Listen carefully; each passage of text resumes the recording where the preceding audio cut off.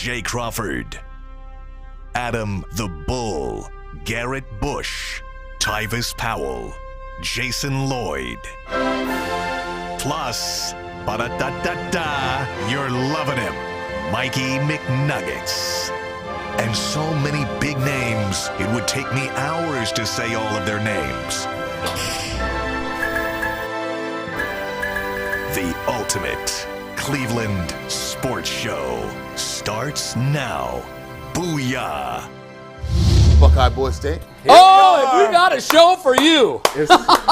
Everybody's fired up right now. We got to just jump right into it. Yeah, get to it. Controversy was started on Twitter when, unfortunately, Earl lost his mind. We were thinking about checking him in to a mental institution, but let's start with this. No-go. Cheese on. So somebody posted a picture of a burger on a bun. There was nothing else. It was just a hamburger and a bun, and it said the two things you put on there. And Earl said mayo and mustard, which on its own is gross, but a lot of people like it, so whatever. That's fine. You love mayo and mustard, that's your thing? Okay, I got no problem Mayo with and that. ketchup. But Earl responds when most people said cheese, to say cheese on anything is a no-go. Wow. Cheese and mac and cheese, absolutely necessary, but that's it. People who eat cheese on burgers eat well-done steak.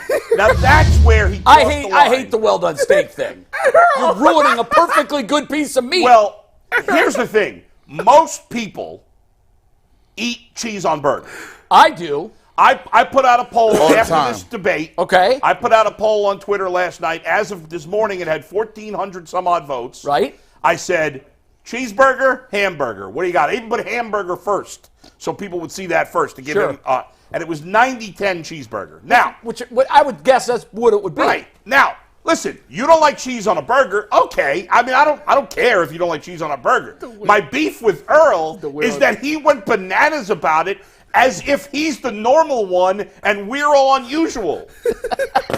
That's the whole damn world is out of pocket. You're out of Studio is pocket. out of pocket. the part that got me about the whole thing is that if you eat cheeseburgers, you eat well-done steaks. Does it make sense? What does that have Well, to do I think with what he's saying anything? there is you're ruining a piece of meat by putting cheese on it. So you're probably the same person that ruins a piece of perfectly good steak by cooking it to within an inch of its Which depth. couldn't be less accurate. That's Earl. You. Earl, do you not like cheese? I just don't like cheese on burgers. Like I prefer the less cheese, the better, right? Cheese and mac and cheese makes sense. Cheese on the chili dog, cheese in the Philly cheesesteak. But outside of that, like Well, that's a it's few like, different- why do you need to put PEDs on your food? It's But like here, that doesn't make any why? sense. So here's the thing, like, there's things that I eat that are unusual, right? Like Your bagel and like my bagel with cream cheese and sardines. That's if, unusual. If I said everybody who doesn't eat that is crazy, You'd be crazy. That's nuts. I know it's an unusual thing. Right. I don't use ketchup. At all? No, I just don't care for it. Now, Well, if my it's son on doesn't something, I'll, if I was somewhere and they were just serving burgers and there was ketchup on it, I'd eat it if I had to. Yeah. So but I would never choose to put it You on. eat dry meat? No. On a burger? Hello. Super. That's a super pause. Super my bad. No. My bad. Gee, when I get a burger, I like cheese on it, obviously. I like onions, grilled onions on my burger. A lot of people do. I'll take an egg on a burger, whatever. I don't like, but here's the thing. I don't eat eggs. But that's fine. So but here's my the thing. Lord. I know it's unusual that I don't eat ketchup, So right? you wouldn't expect everyone I to be wouldn't that way. say, you're crazy if you eat ketchup, because it's a normal thing to eat. Earl, do you want to take it back? We'll let you take it back if you want to. Jay, you done known me a little while now. Have I ever? That boy taken- standing on business. I stand on business with my takes. The world is out of pocket. So- This is why we need more love in the world, because it's people like y'all ruining perfectly seasoned and cooked meat with a piece of cheese that you don't even need. Now, here's you the don't thing. need food Here's my enhancers problem. on your damn food. Here's the problem, Earl, is when you go, so here's the thing. When you go to these little cookouts and engagements or whatever the case may be, everybody is not seasoned in the way you're supposed to season I something. agree. This is That's people be going to these parties serving hockey pucks. Like you just looking at them like, bro, why your burger don't have no influence, no juice in it? It's just dry. Did you cook that? And another thing people can't cook is chicken breast. Matter of fact, it's a lot of people think they grill masters. That's hard to cook. Hey, it's hard to get. But here's the burgers. biggest flaw in Earl's argument. Is he's talking all this nonsense about how you're ruining the burger, yet he's putting mustard and mayo on there. Yeah, that is crazy. I mean, that's changing the flavor a lot. Earl, you got to defend that one now, because that. If the meat's so good, Earl, why are you putting mustard and mayo on there? Because the post said you have to name 2 condiments. So I couldn't eat the burger dry. You could have just said, I don't want any condiments. I want to take Yeah, the like burger. so in the real world, when you order a burger, do you order it just plain? No drop. Pause. I get everything on the burger except for the cheese. I just don't want no cheese on my meat. So you That's put all these other things. So your argument about not tainting the meat It's flawed. is completely flawed. Can I chime in for 1 second? Yes. Earl equated cheese and ketchup or sauce or whatever to PEDs. Yeah, which makes no sense. Now, I asked Earl earlier, we taped Behind the Glass this morning. It'll air tonight, so make sure you guys tap in 5 o'clock. Would you rather watch Stephen Kwan and Miles Straw take batting practice, or would you rather watch Barry Bonds and that's Sammy easy. Sosa take batting that's practice? easy. Like, there's nothing wrong with watching professional hitters, but if PEDs makes it better, Let's Yeah, bring use it. the well, I PEDs. still think cheese is a bad comparison for PEDs. Yeah, I but- didn't get It's that. an link enhancer. either. It's Miles- an unnecessary enhancer. Miles- If you season your food the way it's supposed to be seasoned, you don't need to put performance enhancer. Well, then why are you substances on using it. mayo and mustard? Those are performance No, enhancers too. those are like substances that you can use. Those are not on the ban list. Earl, that's fine. All of that's fine. Cheese is? But that's Advil and weights. your wing example. Yeah, what was his wing taste? You're out of He doesn't pocket. put sauce on his wings I'll put sauce on my wings either. or sauce on his ribs. So you're eating plain What? wings, nothing on them. So If the wings are seasoned right and fried to perfection, what you need hot sauce for? Because it enhances the well, who flavor. said hot sauce? I'm about to Doesn't say, have who to said be hot sauce? It could be any kind of barbecue, garlic, Here's what we've learned. Earl has the palate of a lemon, 10-year-old. pepper. Hey, listen, man. I think this is when you grow up poor. Sometimes you ain't got none of that, so you just imagine. I mean, you be like, listen. I wish I could have had some wings today. So no. I'm eating all that. He getting money now. Oh, you know that might be it, Ty. He getting money. I see. So Turning bougie. He getting bougie Yeah, now. yeah. Next thing gonna say he don't eat bones and meat Yeah, no but more. and by the way, All filleted up. G, American cheese is not expensive in the grand scheme of things. Oh, them, No, it's You probably could the buy, cheapest you could cheese buy going. or you could buy like Velveeta slices yeah, for nothing. them Kraft singles is like 58 cents. Yeah, exactly. White American cheese. Let me ask one final question before we put this ridiculous topic to bed. Earl, how do you have your steak cooked? Oh, medium. Okay, No that's sauce. acceptable. Wait a second. No sauce. No, Wait a second. After all of that, He's normal. that's not normal. Sure. Medium is too overcooked. No, You it's crazy? not. medium Wait a is minute. the number Medium one way was. people I'm about eat to their say, I eat mine Those people are nuts. Hey, you just did what Earl did. Dang, Fred Flintstone, what you eating your brontosaurus? Wait a minute, what are y'all You mean? eating the brontosaurus burger rare? I eat burgers medium rare, That's the way I and eat. I thought medium rare was the most common. No, I've asked chefs before, Yeah. what do you cook most? And they've always said medium. Now, you may ask a Interesting. chef that says medium rare. I do know this. The finer the steakhouse, the lighter the cook. Oh yeah. So if For you're- steaks, if I go to a Yes. good steakhouse, I get it rare. Because you know it's going to be good. Yeah. You know it's going to be done right. That is sick, and we need. I can't eat it rare. I love rare steak. Burgers, I don't like rare. Burgers, I like medium rare. Yeah, But steaks, yeah. rare. My stomach hurt now. Yeah, the idea of rare is always sort of. But bloody. You gotta get well a done color steaks plate. are disgusting. But yeah, I've had a meal with someone that ordered their steak well done. Yeah. And I didn't talk to. It was a big dinner. I That's didn't talk to that embarrassing. person the rest of the night. That's embarrassing. I'm like, I can't even discuss anything with you Yeah, I know. because you charred that thing like a hockey puck. Didn't he? It's a great piece of steak. No, he was well done. I don't think so. No. When you cut it up He in cuts little it all up pieces, before he it wasn't well done. First of all, I got small pieces. I'm not going out here choking. What up, McNuggets? Can I one thing on that? Can I tell you why you're not supposed to do that with a good steak? Why? As the air hits all the surface area on right. all of your cuts, it cools it down quicker. That's right. No, So- I don't do it all at once. I just do it piece by piece. No, I you thought did you it said all you at cut once it that all night at we once. went out. No, that's not true. That's not true. Oh, First I of all, thought that's if what- I got a ribeye, I cut around the ribeye. I eat the bone for last, and then I got the main parts. I eat the fatty parts first, and then I eat the other parts one by one. I slice it in like one piece into four Who pieces. here eats fat off a steak? Oh, of course. Oh my God. The best part. That's the That best part. is nauseating. That's why y'all we're are appropriately fat and you're not. What?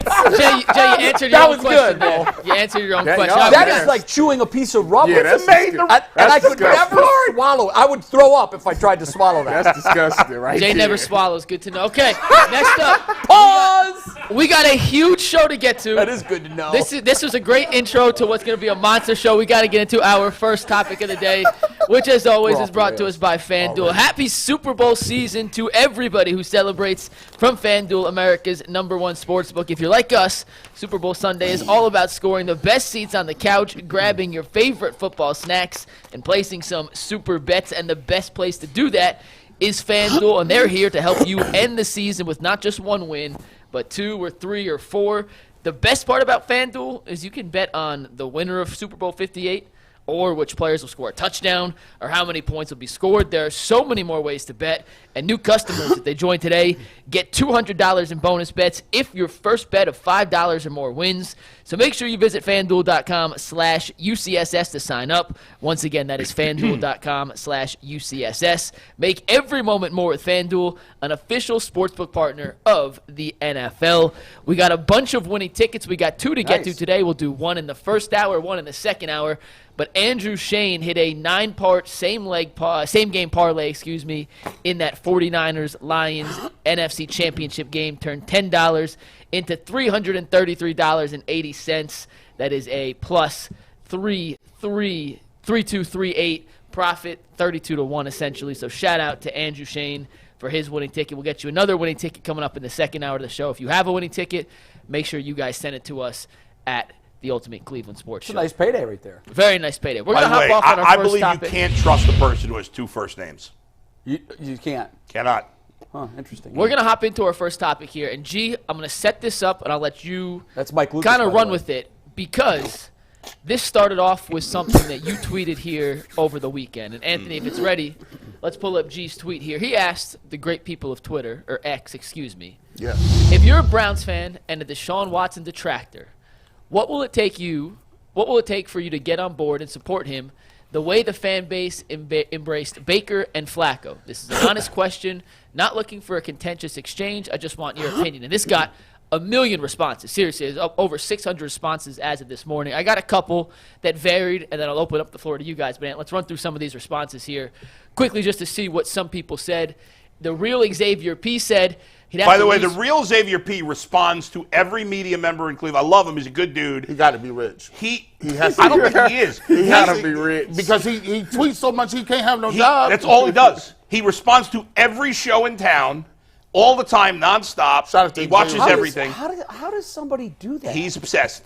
He's a big Browns fan. Shout out to He's Xavier. a big Good fan. dude. No, and thanks He's for a good watching dude. the show and would have- responding. We He's like a good dude, Xavier but he's a out lot. of his mind. You But go might want to ahead. get out and His, play around the golf or something. His response is he'd have to lose pigment and get charged and go to court to prove every Roman wrong, unlike Trump. Looks as if he understands the average guy, drinks some beers, gets a little dad bod, throw in a coverage for a terrible pick, talk to reporters as if they're the enemy. Let's go to the next one. Why did he go to race? I mean, he just went there. He- He just said, "I'm going to dive headfirst into the I racial picked a pool." bunch of Gotta different break ones. 'cause, barriers, I guess. there was over 600 Way answers. to bring G. folks together. There was a ton, and they varied from everything. Mac the Buffalo said, play a full season, 15, 17 games, and win a playoff game. impressive. Hate to That's say, it. but that's all it He would got take it. for a significant amount of fans to change their minds. Ding, ding, ding, ding, Let's ding, keep ding. moving. Smug Smuggler said, I want Watson to be as advertised. An elite top 5 quarterback. No Yes. excuses, nothing less. Got it right. Let's keep going here. Ryan Lenzel said full acceptance of responsibility, a public, detailed, sincere apology, and signs that he's genuinely committed to growth. No Hold on vague- before you go any further. Do you guys agree with that part? I don't. No. He's maintained his innocence. What the hell is he going to apologize for? No. Yeah. And he has not been charged. He has pass. not been convicted. Why in the world would an innocent man, and as far for what we have to say, he's innocent. He's never been proven guilty. Why the hell would an innocent man fall on his knee and apologize? No. If he So- if he did it, then he should have. Yes. Yes, but But his if he stance all didn't along do it, is this is then- all a witch hunt. Yeah. So I Right. can't. So no, I'm not expecting that. No. completely disagree with that part. We'll finish this one. We got 2 more, and then we'll open it up to what you guys think. But this also said, no vague sorry for those I hurt. We can move on now. No puff pieces with team arranged reporters. No, I'm focused on football accountability. 2 more, Ant. Joker says, my son asked if he could ever have a Watson jersey. The answer was without hesitation, no.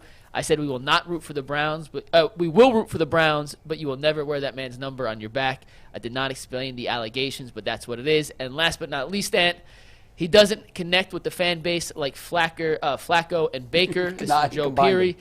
I'm giving Watson a chance. I just haven't seen anything impressive yet. We keep talking about a couple good halves of football when if he's not what he's supposed to be, the conversation should be about a couple bad halves. So that's a very brief picture of the 600-plus responses. Do you think that was got this week. representative? I mean, there's no way anybody could read all 600. G. but Bush would was the that only one to be representative able of to what you were accurately answer seeing? that question. Man, it was. I did this as sort of an exercise. There's a lot of times when you talk about Deshaun Watson and why people aren't really receptive of him, or if they are a detractor, if they're standoffish, wait and see. A lot of times we just put it to the fact that it's just all about winning. And yes, winning counts for a lot of things, and performance counts for a lot of things. But I wanted to show in this exercise is that it's disingenuous to think that the reason people don't believe in Deshaun Watson, or they're angry at him, or they don't like him, is simply based on what happens on the field. I did this as an exercise to show a gambit of responses by a large sum of people that show that it's not necessarily all about what he does on the field. As a matter of fact, I would argue that there's so many different various pieces and parts that people have for not liking him. You'd have to take in consideration one of 20 different items or things that people have a problem with Deshaun Watson. So when you bring up why he isn't popular, or why he isn't really in the same light as Baker or Flacco, sometimes we hide it all under performance, when obviously there's other things involved here that run the gamut from money, race, politics, allegations, moral standing, whether or not they have feelings or like the other two quarterbacks, whether you connect with the community, ideologies, all of that stuff plays a role in it. So when you say Deshaun isn't liked because of this, I think there needs to be a robust conversation around some of the items that we talk about and give reasons for. It is a stew, for sure. His legacy, how you view him as popular, his, likability is as complex as, I think, any quarterback in the NFL. If I'm wrong, you guys... Any quarterback besides, I think Michael Vick was the last quarterback that had this level of now Michael polarization. Vick killed dogs. Yeah, if you want to outrage America, kill dogs. Yeah. That's one sure way. Now, I will say this. I think Michael Vick has done an incredible job of not rehabilitating his image. He had it right the way he went about it. And I know a few people that were not on his team, but they were consulting him. Tony Dungy was one of his big mentors, and he went to Tony and said, what do I need to do? Not because I want the public to like me. How do I become the best Michael Vick? And he listened. Michael Vick had it right. He didn't put the cart before the horse. Michael Vick decided, I don't really care about my public image. That will follow. He rehabilitated himself, and because you're right, that's a great example. That might be the best example that we can think of. Michael Vick's rehabilitation of his image might be one of the most transformational that I've ever seen. He went from being public enemy number one. People hated this man, because he killed dogs.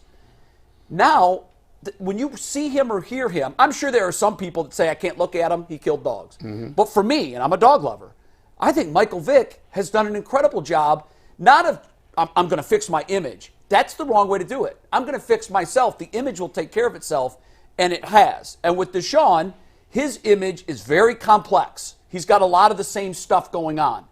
You can choose to not like Deshaun Watson because of the things he was accused of, if you wish.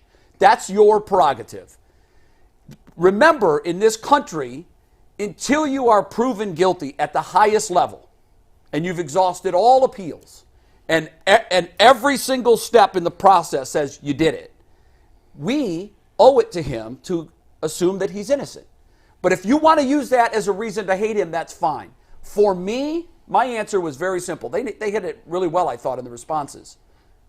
Win, live up to expectations. Done. Period. What about you, Tyvis? What do I need for? What's the question again?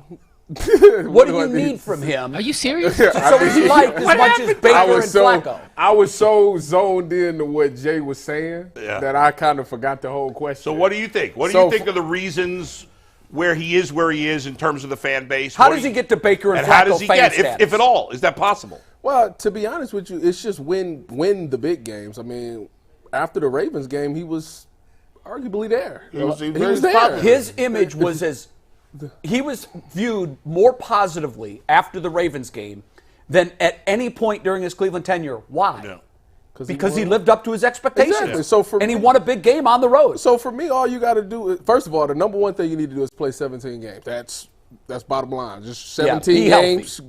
We haven't seen that yet. So 17. You get 17, you're good in my books. Now, of those 17 games, you will have some big games. I think the schedule came out. There's some pretty big games on that schedule next year. And the thing is, the big games this year outside of Baltimore, a lot of the big games that the Browns won this year, you weren't there, So we know that this team already has what it takes to beat some of those big teams, those big games, win those big games. Without him. Without you. So with you there, you should be winning by a landslide. Now, it ultimately depends on what this front office does. You definitely need some help in that wide receiver room. We need that line to be right, and we need that running back room to be good. But ultimately, this whole thing comes back to you, because even without Nick Chubb, even with a messed up line, Philip Walker beat a team that's about to go, that's in the Super Bowl. Phil Walker, my boy, Philip, he did it. So, with that being said, you have to come out here and win those type of games. That flat out, that's what it is. You do that, you good in my books. And like I said, me and G probably only a couple people that's arguing for you anyways right now. 'Cause I thought you played some really good games until you got hurt and was out for the rest of the year. So just continue to progress in that way. Bull, what do you need? So, okay. This is obviously a very complicated issue. It is. Deshaun Watson will never, unless maybe he wins the Super Bowl, reach the popularity of Baker, like when he first took the Browns to the playoffs. Not Baker by the end. Right. Because Baker had lost popularity by the end of the time he was here. Big time. He still had because he had a lot of losses in there. And he still had his fans, and he still has his fans, but he lost his popularity. But where Baker was when he first came in his first game against the Jets, building up to the next year when he got to the playoffs, Deshaun, it's going to be nearly impossible for him to ever reach that level. I think your first statement was right. If he wins a Super Bowl, if he wins a Super Bowl, supersedes everybody. He becomes, you build a statue for him if he wins a Super Bowl here. Here's the reality, Jay, okay? Now, let's talk about being disingenuous. So, what's disingenuous is that race is not a factor. In every conversation, we have to acknowledge that race is a factor. We can pretend it's not. I don't agree with every conversation. I think it is in I've all talked cases. to a lot of players, and you would know this. A lot of the players on the outside hate the race noise. Hate it. That's because fine. they look at it as a divisive instrument. That- and they say, you guys may see race in our clubhouse, in our Right. locker room. We don't see it. That's fine. Now, it has been an issue on certain teams that I've covered, and guys have told me on the side there's a racial element to what's going on here. To me, it has nothing to do with what's in the team. But every situation that race is a factor, I think that's a stretch. There are a percentage of fans that are racist, right? There's a percentage of fans. I don't know what the percentage is. And within that percentage of fans that are racist, even though they are racist, there's some of them, if your quarterback plays well, even if he's black, even if they are racist, they're going to get on board. There's some that won't ever. Now, we also have to admit that it works the opposite way too, right? When it comes to being hypocritical, right? So some people would say, well, why is Deshaun Watson not getting the benefit of the doubt as Donald Trump, for example? I don't want to go down that road, but let's just say that, for example. Well, we could say the other way. There's probably people that are giving Deshaun Watson the benefit of the doubt and maybe not giving Donald Trump the benefit of the doubt. It works both ways. Sure. There may be some people in the white community that are not going to give Deshaun Watson a chance. There may be some people in the black community that are going to believe Deshaun Watson no matter what. So you're saying there's a race element both ways? Certainly, but certainly there's a bigger part of the population that's majority white, and white people generally in this country have more power, and their racism can affect change more than the opposite way. I don't think there's any doubt about that. We can't pretend that people don't have the right to think. You said before, well, we got to assume he's innocent. I don't necessarily believe that. You don't have to. We're not a court of law. I said it's up to each individual. Exactly. The way I view it is, our system is set up where we would rather 100 innocent men, right, or 100 guilty men, 100 guilty men get off than one innocent man be convicted. I agree with that. That's the way our system is. I set up. 100% and agree so with far, that. according to our system, he's broken I agree no with laws. that. He has broken no laws. He owes no apologies. Now, if you want to say, and a lot of people do and will, I don't believe that. I think there was some okay. Right. That's up to you. So, but everybody individually, and just because you may think Deshaun Watson is guilty of something, sure. Maybe you don't know exactly. That doesn't make you racist, and that doesn't make you a Deshaun Watson hater necessarily. No, of course not. When, to me, if there are 20-something people accusing anybody, I'm gonna no matter for me, I can only speak for myself. No matter who that person is, I'm gonna tend to believe the women, and that is fair. However, I would also say that in the end, he served his suspension. He has not been found guilty at court. So whether or not I believe Deshaun Watson is completely innocent, completely guilty, or somewhere in between, which is probably where I believe, it doesn't matter. Yeah. He's been cleared legally, and nobody has, in my opinion, any right to stop him from playing. In fact, Bull, I would say he was unfairly punished. I think by his employer. Probably true. How do you penalize somebody and suspend them for 2/3 of a season when there's no proof that he's done anything wrong? To me, that element of it is the most egregious part of all of this. Well, I don't know if we know there's no proof. There's certainly not a proof. There's The certainly proof not didn't enough reach a standard. proof. It didn't reach a standard to indict him. That's true. Which is the lowest standard in our criminal That's system. true. But the league looked at it and said, no, he did it. Can I add something to what you said? Because I think you hit on something that was very profound. And I talked about this, I believe, on our chat a little bit too. There is and I don't like both sidesism, but there is a tug and pull when it comes to What do you support. mean both sidesism? So here's what I'll say. Bull said, there is a group of people that race could play a part in it, in not liking Deshaun Watson. Also, there is on the other side, there's a group of people in the African American community that may be standing and protecting Deshaun Watson because they're just going to blindly trust that. Well, you don't deny that is a real thing. No. Here's what I'm saying. It is a real thing. Yeah, like what I'm saying is, I've had conversations, right? And see, I'm in the street, like I'm on the ground level, like so people come up to me and here's the sentiment, and I'm just trying to give you a mirror so you can see what people think about it. Take me out of it. I'm just the messenger. A lot of people say, "Look, G. Bush, this is a kid's game. We understand Deshaun Watson ain't, he's not no perfect person, but people that stand on the soapbox and sit and scream and cry and jump up and down and say he's a predator. Every time you could write a tweet, he's a predator, he's a predator, he's a predator, he's a predator, right?" And he said, we sit here and as a community, we have to act like we don't see what's in front of us. Somebody said, we are in a presidential election and somebody was convicted. $89 million they had to pay. Now, I don't really care about that. My problem is the big difference though. We got to be careful, and because Deshaun's still facing that. There's civil, okay, and that's what that conviction was. That bar, by the way, is far less than criminal. But there was a jury of his peers. No, that was actually, and on one of them it was a judge trial. But I don't want to go down that road because G. Bush. As far as I know, correct me, I may be wrong. Yeah. Deshaun Watson is still facing a civil trial. Yes, one. And that's what Trump was found. Let me finish. Right, but Donald Trump has admitted he said things publicly. So here's the sentiment, and I'm just telling you how it is.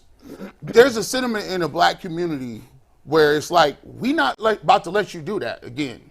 We not about to let you just cancel this dude, and you're gonna pile on, and all the media is gonna keep doing it. We're not gonna hear it. And what happens when you feel like there's a grievance against and it's a bias, what happens is people dig in. And even if they did have something on Deshaun Watson, or even if it was some truth to whatever happened, there's a group in the black community that's like, no, we're not going to let you do that. Not going to let you railroad him when you don't hold other people in public positions. So that is both wayisms, right? That's what I'm saying. Okay.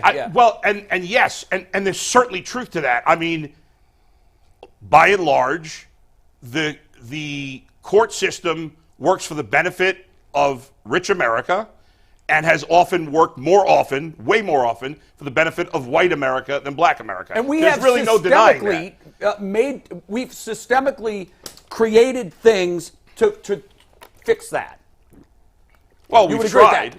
Well, We've yeah, tried. with hiring practices and Right, but now things. they're being gutted by our government now. Some of them are, but for instance, like Yeah. the NFL's a private business, they can do what they want. Right. They can make a rule that says for every opening head coach, we have to interview an African American. Right. They can do that. But the So we're fact that we it's have to trying have be that rule balanced shows out. us that we're a racist society. but Well, to but- G's yeah. point, if you don't know Yeah. that we're a racist society, But- go yeah. on YouTube and look up OJ verdict reaction. Yeah, and that's it kills me.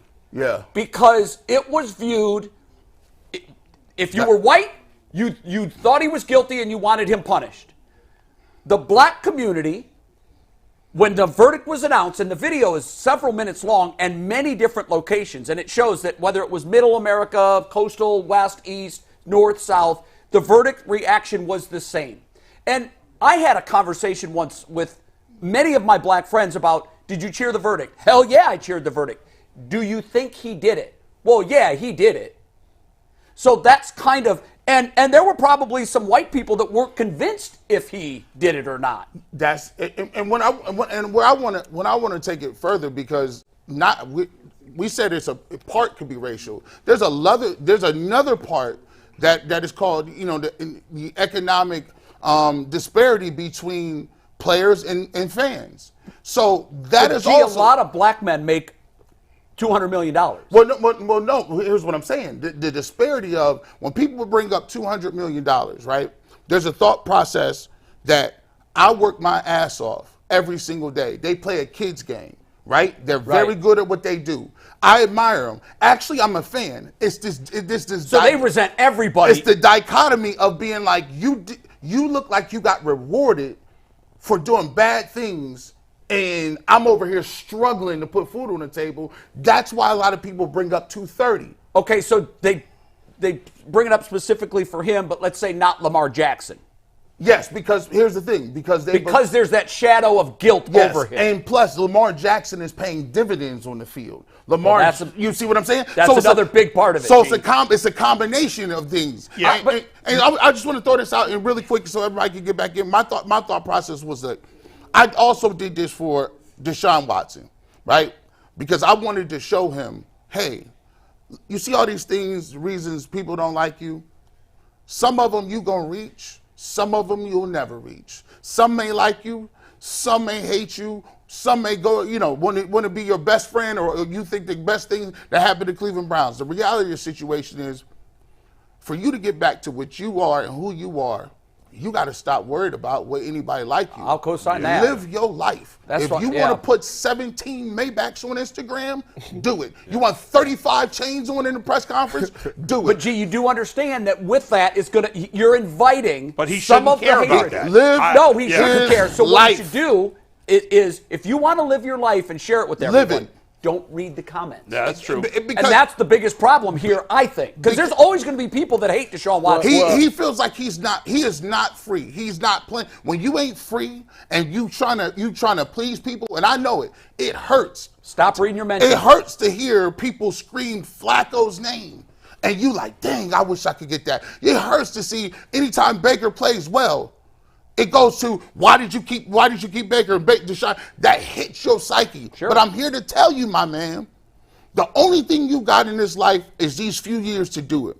Don't regret nothing. Leave it on the field. Do your thing. If you want to enjoy your life, you came from nothing. There's a lot of black males that came from zero. No father. Your mother had tongue cancer. You take care of a lot of people. Enjoy it. And the more you enjoy it, the more free you are, you'll get back to the old Watson, because I think you're searching for him. It's in there. You just got to leave all the stuff alone. And at the end of the day, if you win these games and you play like you playing and being genuine, people will accept you. And the ones that don't, screw them. Well, I co-sign everything that you said, and to be honest with you, I think the number one thing that he has to realize is, and I suffer with this, and it took me a while to get this one, is that you can't care about what you see on social media. No. You can't care about it. The only people that you should care about the opinion of is the people that's in that building.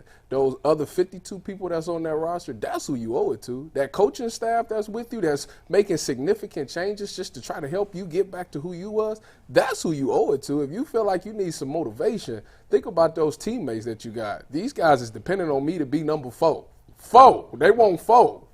Go be that guy. Do the dude that rock out on the guitar that's having fun. Where that bow and arrow at? Yeah, you know the one that. Where that go? Where that go? That's the guy that you owe to the Cleveland Brown teammates and your coaches. That's the guy that they see on camera. That's the guy that when they're away from that building and people talk about you to your teammates, your teammates, the ones that step up and say, "Hold on, bro, you ain't about to talk about folk like that." Like those are the people that you need to get back to who you was for. So, like G said, you need to forget the rest of the world. It's not about what media members like you, what people in the world say about you.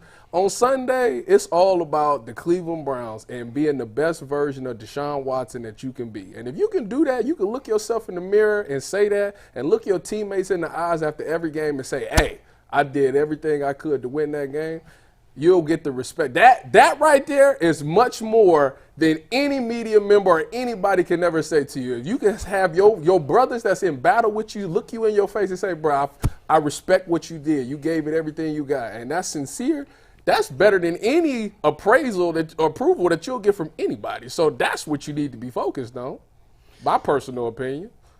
I think I just want to look at this from, obviously we've talked a lot about this angle, but there is one thing we haven't discussed in the last 30 minutes really, and it's an important angle, it's an important part of the discussion.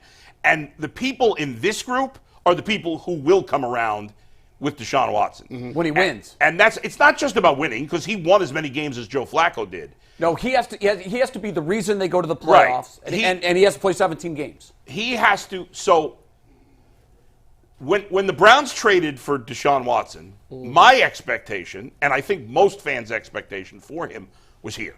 Okay? My Baker Mayfield expectation when the Browns drafted him was here. I was like, okay, I wasn't high on him coming out of college, but I wasn't down on him. I liked him better than Sam Darnold. Now I liked him less than Josh Rosen. You talking about Sam Darnold, the only one out of that that's an quarterback embarrassing that's in tweet. the Super Bowl. That's an embarrassing tweet. Okay. That is an embarrassing tweet. My expectations, G, when the Browns signed Joe Flacco, were here. So of course, even if we say Joe Flacco and Deshaun Watson played at the same level, and I think Flacco played better, but even if I argue, for argument's sake, that Flacco played the same as Deshaun Watson, well, here's the difference for me. My expectations for Watson were here.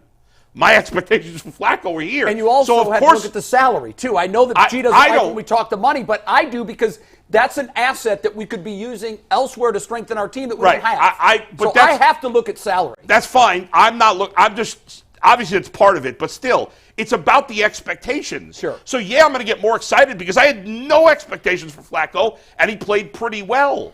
I had expectations. My expectations for Deshaun Watson, the reason when the news broke and I was on the radio that I went crazy on the air is because I thought for the first time in the history of this franchise, well, the modern history of this franchise, they had a top 5 quarterback because Deshaun Watson in Houston was a top 5 quarterback. Deshaun Watson, and oddly enough, in his last year there, he didn't win any games, although he played great. But the 2 years before that, they won a ton of games because of him. Right. And they made the playoffs 2 years in a row because of him. So we saw it. And when you look at what Deshaun Watson has done here, we can debate how well he's played, but the reality is that outside of maybe the Ravens game,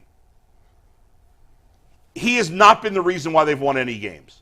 In other words, he played fine. He played a good game against Titans. They could have won that game with almost any quarterback. We know that. It's the Cardinals. It's hard to say that because this defense has been lights out this entire year. So but that's you can say that no, about that's his point. You can say that about That's my point. Phillip beat. Yeah. What? Oh, no, don't do that. The Hold point on, is, don't do that. the point is, Phillip won that game. The point is, guys, I never thought 2 years after trading for Watson that I'd be debating whether or not he's played well because I assumed he was going to be great. But he's barely played. True. That's the problem. I'm not, and that's why I'm not saying it's over. I'm not saying he can't be great. No, he's got 3 years to fix this. I'm saying to this point, and yes, obviously the fact that he hasn't played has played a role, big role. That's the biggest role. But even when he's been on the field, outside of the second half against Baltimore, he hasn't looked special. And I expected him to be special. Well, to that point, I went back and read the mentions when I knew we were going to do this. I wanted to see, like, okay, so what is the elixir here? What forces a fan base to hate a player? What forces a fan base to love a player? It's a W and it's an L. I went back into the mentions on, I think it was November 12th. After the Ravens game. After the Ravens Yes. game. Deshaun Watson could have run for mayor and would have won 95-5. The comments were unbelievable. Everybody was remember, euphoric. you're the one who points out that not that many people are really on Twitter.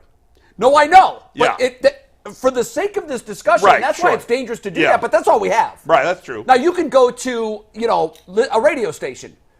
I listened, obviously, our show. I listened to other media on the Monday after. The questions were over. We got him. There he is. Can I ask this question then? I've always had this issue, right? And I think it's strange. So you go back and read those mentions after the game. Everybody is fired up. You go back and watch our show that we did after that, fired up, right? So my question is, what happened since then? Joe Flacco came in and the team looked markedly better. Okay. That's what happened. They win the Ravens game, right? I would have expected people to be like, wow, this dude hurt his ankle and he probably needed surgery. Knowing in the second half, he was probably hurt the whole second half and couldn't with his throwing arm. And he led the team back to a great victory against a rival on the road. Big time win, right? He got all the flowers in the world. All the flowers, right? Even nationally, by the way. National shows were singing his praise. So he gets hurt, right? You can say I'm disappointed because he got hurt, right? But I'm not going to go back and do revisionist history and say this whole thing's been a disaster because I just saw him play. Right, but what happened was, because it's a fair question. Like, God, the guy hasn't taken a snap, and his reputation has been sullied since it was at its peak. The answer to me is very simple. Joe Flacco came in, and Joe Flacco looked way better at 38 years old on his fifth team, didn't play most of the year, came out of his living room, and looked markedly better. So now what they were saying was, you've got 11 guys, and with this 11 guys, you were doing okay, and you had a half where you looked like, okay, that's what the Super Bowl offense looks like. Then you took one player out, you put another player in, and that offense and their production went up. And I think and then it forced fans to go back and say, well, yeah, but now that I'm from 30,000 feet and not right over the Ravens win, now I can take into account all of his play while he's been here. Let me throw this out to Bull's point. Yeah. Expectations. Are we saying that the expectations from Joe Flacco was here? Yeah. Right? They were. And when he played well, do you believe that elevated Joe Flacco to a point where now you thought, well, he's playing this well, he might be on the same level? Yeah, but we all said the same thing. Real Joe Flacco's going to stand up at some point, and he did. My expectation, like if the Browns re-sign, if Joe Flacco is going to be their quarterback next year, my expectations for him Flacco will go up. would be higher than what they were when they signed him this year. However, they still won't be anywhere as close to high as they were for Deshaun Nor Watson should they be. when they added him. Because he still eventually became Joe Flacco. Well, I mean, I don't know. I don't think. Bull, we sat here every week and we kept saying the kill pill for this team is the interception. But he's doing when our it every season week. ends, it will be. Yeah, but they weren't as punitive and they weren't back-to-back They just plays. weren't playing as good a team. Right, but I that think was we it. all knew. We all tempered our enthusiasm to the point by saying, I'm still nervous about his interceptions. As long as he's throwing three touchdowns a game, we'll take a pick. But I will say we didn't get that in Houston. I will say this, when Deshaun Watson played that second half against the Ravens, I said to myself, okay, maybe this is the start of him getting back to the player he was. Yeah, I did too. Okay? And I think the fans And I did. thought we had a chance of that. Okay. But my thoughts about Watson, actually, I think I'm in the minority here. My thoughts about Watson really don't have anything to do with Flacco. Because I'm judging Watson on his own, and I'm saying, I'm looking back at what he did, and I was not overly impressed by anything he did until the Baltimore game. Yep. And that second half, I was like, here's the guy I thought they traded for. But it had only been a half. My thought was, okay, now the next bunch of weeks, he's going to get on a roll, cooking, and he's right? going to be that guy again. But I didn't know that for sure. I was hoping that would be the case. And I think what some people have done is said, that was the turning point, and they're just assuming it's going to happen. I was hopeful it was going to happen, but we never got to see it after that. So I'm not sure. Do you think His track record with the Browns has not been anywhere close to what I thought it would be. And until we see it on the regular, I don't know if it's going to happen for sure. It's not just you. I don't know a fan that says he's played up to his expectations, up to his contract, up to what we didn't trade for him to be a 500 quarterback and to throw for 200 yards a game. That's not the Deshaun Watson we traded for. So that's fair for you to say that. I don't know anybody, and if there's out there, feel free to reach out to Mikey, however, in the chat or whatever, and let me know. Does anybody think that Deshaun Watson has met or exceeded what his expectations were when we traded for him? Show of hands. I do think we should have readjusted those expectations after 11 games suspension. Cool, then he should readjust his contract. Well, that's not the way it works. No, I don't think so. But I can't readjust my expectations. I can't. I wish I could, but I can't. Wait. You mean in the short term or in the long term? No. In the short term. Because here's the thing. For me, Yeah. I view 11 and 12 games as the short term, right? Like, Yeah. to me, the sample size is, like, I can't even really take the last 6 because he couldn't even practice. So I was like, okay, we'll take these 6 or whatever That's the case good. may That's be. So a good your point. argument is I should judge him on a Baker scale, maybe, why you say that? like a lower scale, because my scale for Baker is lower, because No, my Bull. expectations for Baker are Well, lower. I don't think you should. No, And no. I don't, Well, I'm asking G his No. opinion. Okay. I think. You're Listen, saying I should lower my no, expectations. I think we should have lowered those expectations for the first year. Okay. Because Well, we we're did. like, yeah, okay, so now we came out this year. And the expectations were high again. He didn't really ball out against Pittsburgh. You know, he had some so-so games against the Cardinals, and I thought he played good against the Titans. He played a and good his game. best game was probably against the Ravens in the second half. Yeah. Now, my thing is it totally fair to say, hey, look, man, I don't know who said it. I said, listen, it's going to be hard to make excuses. Joe Flacco came in here. I was the Flaccovelli guy. Listen, I'm fair when it comes. He got to hit the ground running next year. However, Yeah. I will say that when we look at this thing, we got to take in consideration the totality of it. You know, Wheaton played more games. Brian Hoyer played more games. You even have, obviously, Baker played more games. None of those guys had the expectations. But here's the thing. If you want to give it to Baker, and I'm not comparing the two, Baker was the first overall pick. If you're the first overall pick, you got to be a franchise quarterback. And he hasn't been. And his career's been and disappointing. they moved on from him. Yes, he had 54 games and showed Right. that. But I can't speak for others. I know there are people saying he stinks, he's done. I'm saying, well, I haven't seen it yet. I'm not ready to say, oh, it's never going to happen. That's fair. I'm saying I got to that's see fair. it. Let me ask you this, And Paul. I think it's a compliment to Watson I for think my it's fair. expectations to still, after all this time, be very high. Do you Because think you think it's you can do it. more likely than not that he does return to the old Deshaun Watson?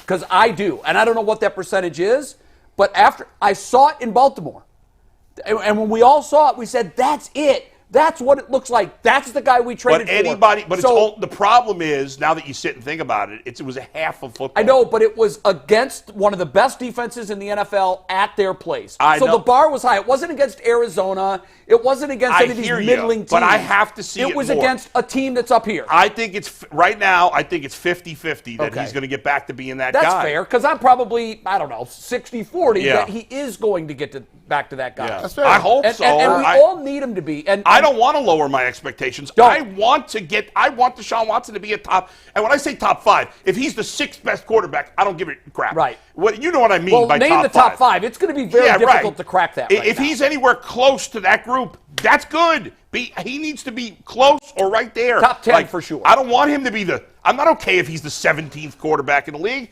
Baker was the 17th quarterback in the league. I think for me, the biggest thing about Deshaun Watson is the biggest difference between Joe and Deshaun is that Joe got more out of his receivers. We didn't see David Njoku, this version of David Njoku with Deshaun. but we did with Joe. Right. You know, Amari Cooper is a coop. We ain't even talking about him. Elijah Moore started to come alive. Well, a little bit. Even Amari Cooper had his career game and True. the best game ever So for a Browns I wide think receiver. that for me is the biggest difference between Joe and Deshaun. Like Deshaun, don't get me wrong, Deshaun is great. He brings a great energy in there. Everybody's excited to play with Deshaun. Like, how do I know? Because I told you, I hear the press conference. They'd be like, "Oh my God, wait till y'all see folk. Wait till y'all see this." So I know that he has that ability.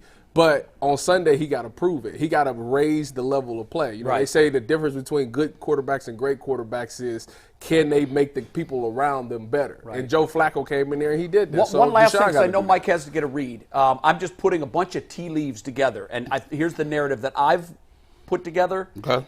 I want to say that it's mostly opinion, but there is some factual reporting from things that I'm hearing.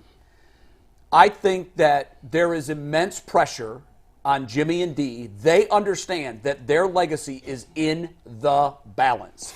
If this doesn't work, the first paragraph of their obituary will ultimately be they were the owners that traded for Deshaun Watson and mortgaged the franchise, and it didn't work. Yeah. That's on their headstone. So, and it should be, by the way, if it doesn't work. So I think they're feeling immense pressure. Bull was told by a reporter, and I was told by a different reporter the same thing after the Arizona 27-0 win. Our owner, Jimmy Haslam, allegedly, according to at least two different sources, said about the game, we didn't throw it enough. Now, you just won 27-0. That tells me he's hearing the critics and saying, Deshaun Watson, he hasn't thrown for many yards. He wants Watson 4 touchdowns, 350 yards a game. That's what he wants. So it's so Operation Overkill or whatever you call it, Operation Overload. Stockpile. Yeah. He wants the pendulum where it's indisputable that Deshaun Watson is that guy. Yeah. And a 27-0 win against the Cardinals was good, but my showpiece, it was like I had a Ferrari and I won with a Mustang. He wants big passing numbers. So we've got that piece of evidence. The other piece of evidence we have is after a season that we all say was remarkable and in some cases unbelievable, what the offense was able to do, the OC gets fired because he can't fire the head coach and he's the play caller. But what he's doing is he brings in an offensive coordinator in Ken Dorsey who has been at an elite with an elite franchise calling plays for a year and a half. The writing on the wall to me is, and I'm also hearing from folks that have their ear to the ground, that Ken Dorsey will call plays here. It hasn't been reported officially by anybody. I am not reporting that here. I am saying I'm hearing whispers from people that cover the league that are telling me Ken Dorsey was brought here to call plays. And if you put all of these pieces together, that Jimmy's not happy with how not much we're throwing the ball, and Deshaun on a podcast says, oh, we're going to throw it. We're going to throw it, and we're going to throw it a lot. To me, it seems like Jimmy has said, my reputation is on Deshaun Watson, so I'm going to give him everything he wants, and we're going to throw the hell out of the football. And I think I would just be prepared as a fan base, and I'm not reporting this. Again, there's some whispers I'm hearing that Ken Dorsey's going to be our play caller next year, and we are going to throw the ball a lot, and it better work. Just like we got to throw it to McNuggets. We do. All right, guys, that was fascinating. We're going to move on to our next topic in a sec. But I know we come to sports to escape the crazy realities of real life. But let's just take a minute to talk about being prepared for the future. According to the FDA, pharmacies are running out of life-saving antibiotics right in the middle of the worst flu season in over a decade. Guys, that's scarier than P.J. Walker leading a game-winning fourth-quarter drive down 13. Don't do that. Wow. I can't imagine a more helpless feeling than Ant or Earl or one of our original members like Creative Juice, Evan 419, Phil Bowman, or Eddie getting sick while a supply chain issue kept them from life-saving medication they need. But thankfully, we'll all be okay because of Jace Medical. Phew. The Jace case is a pack of 5 different antibiotics that treat a long list of bacterial illnesses, including UTIs, respiratory infections, and a handful of other harmful things that can happen to any of us at any time. So make sure you visit jacemedical.com and complete your physician encounter. It then gets reviewed by a board-certified physician, and your medications will be dispensed by a licensed pharmacist at a fraction of the regular cost.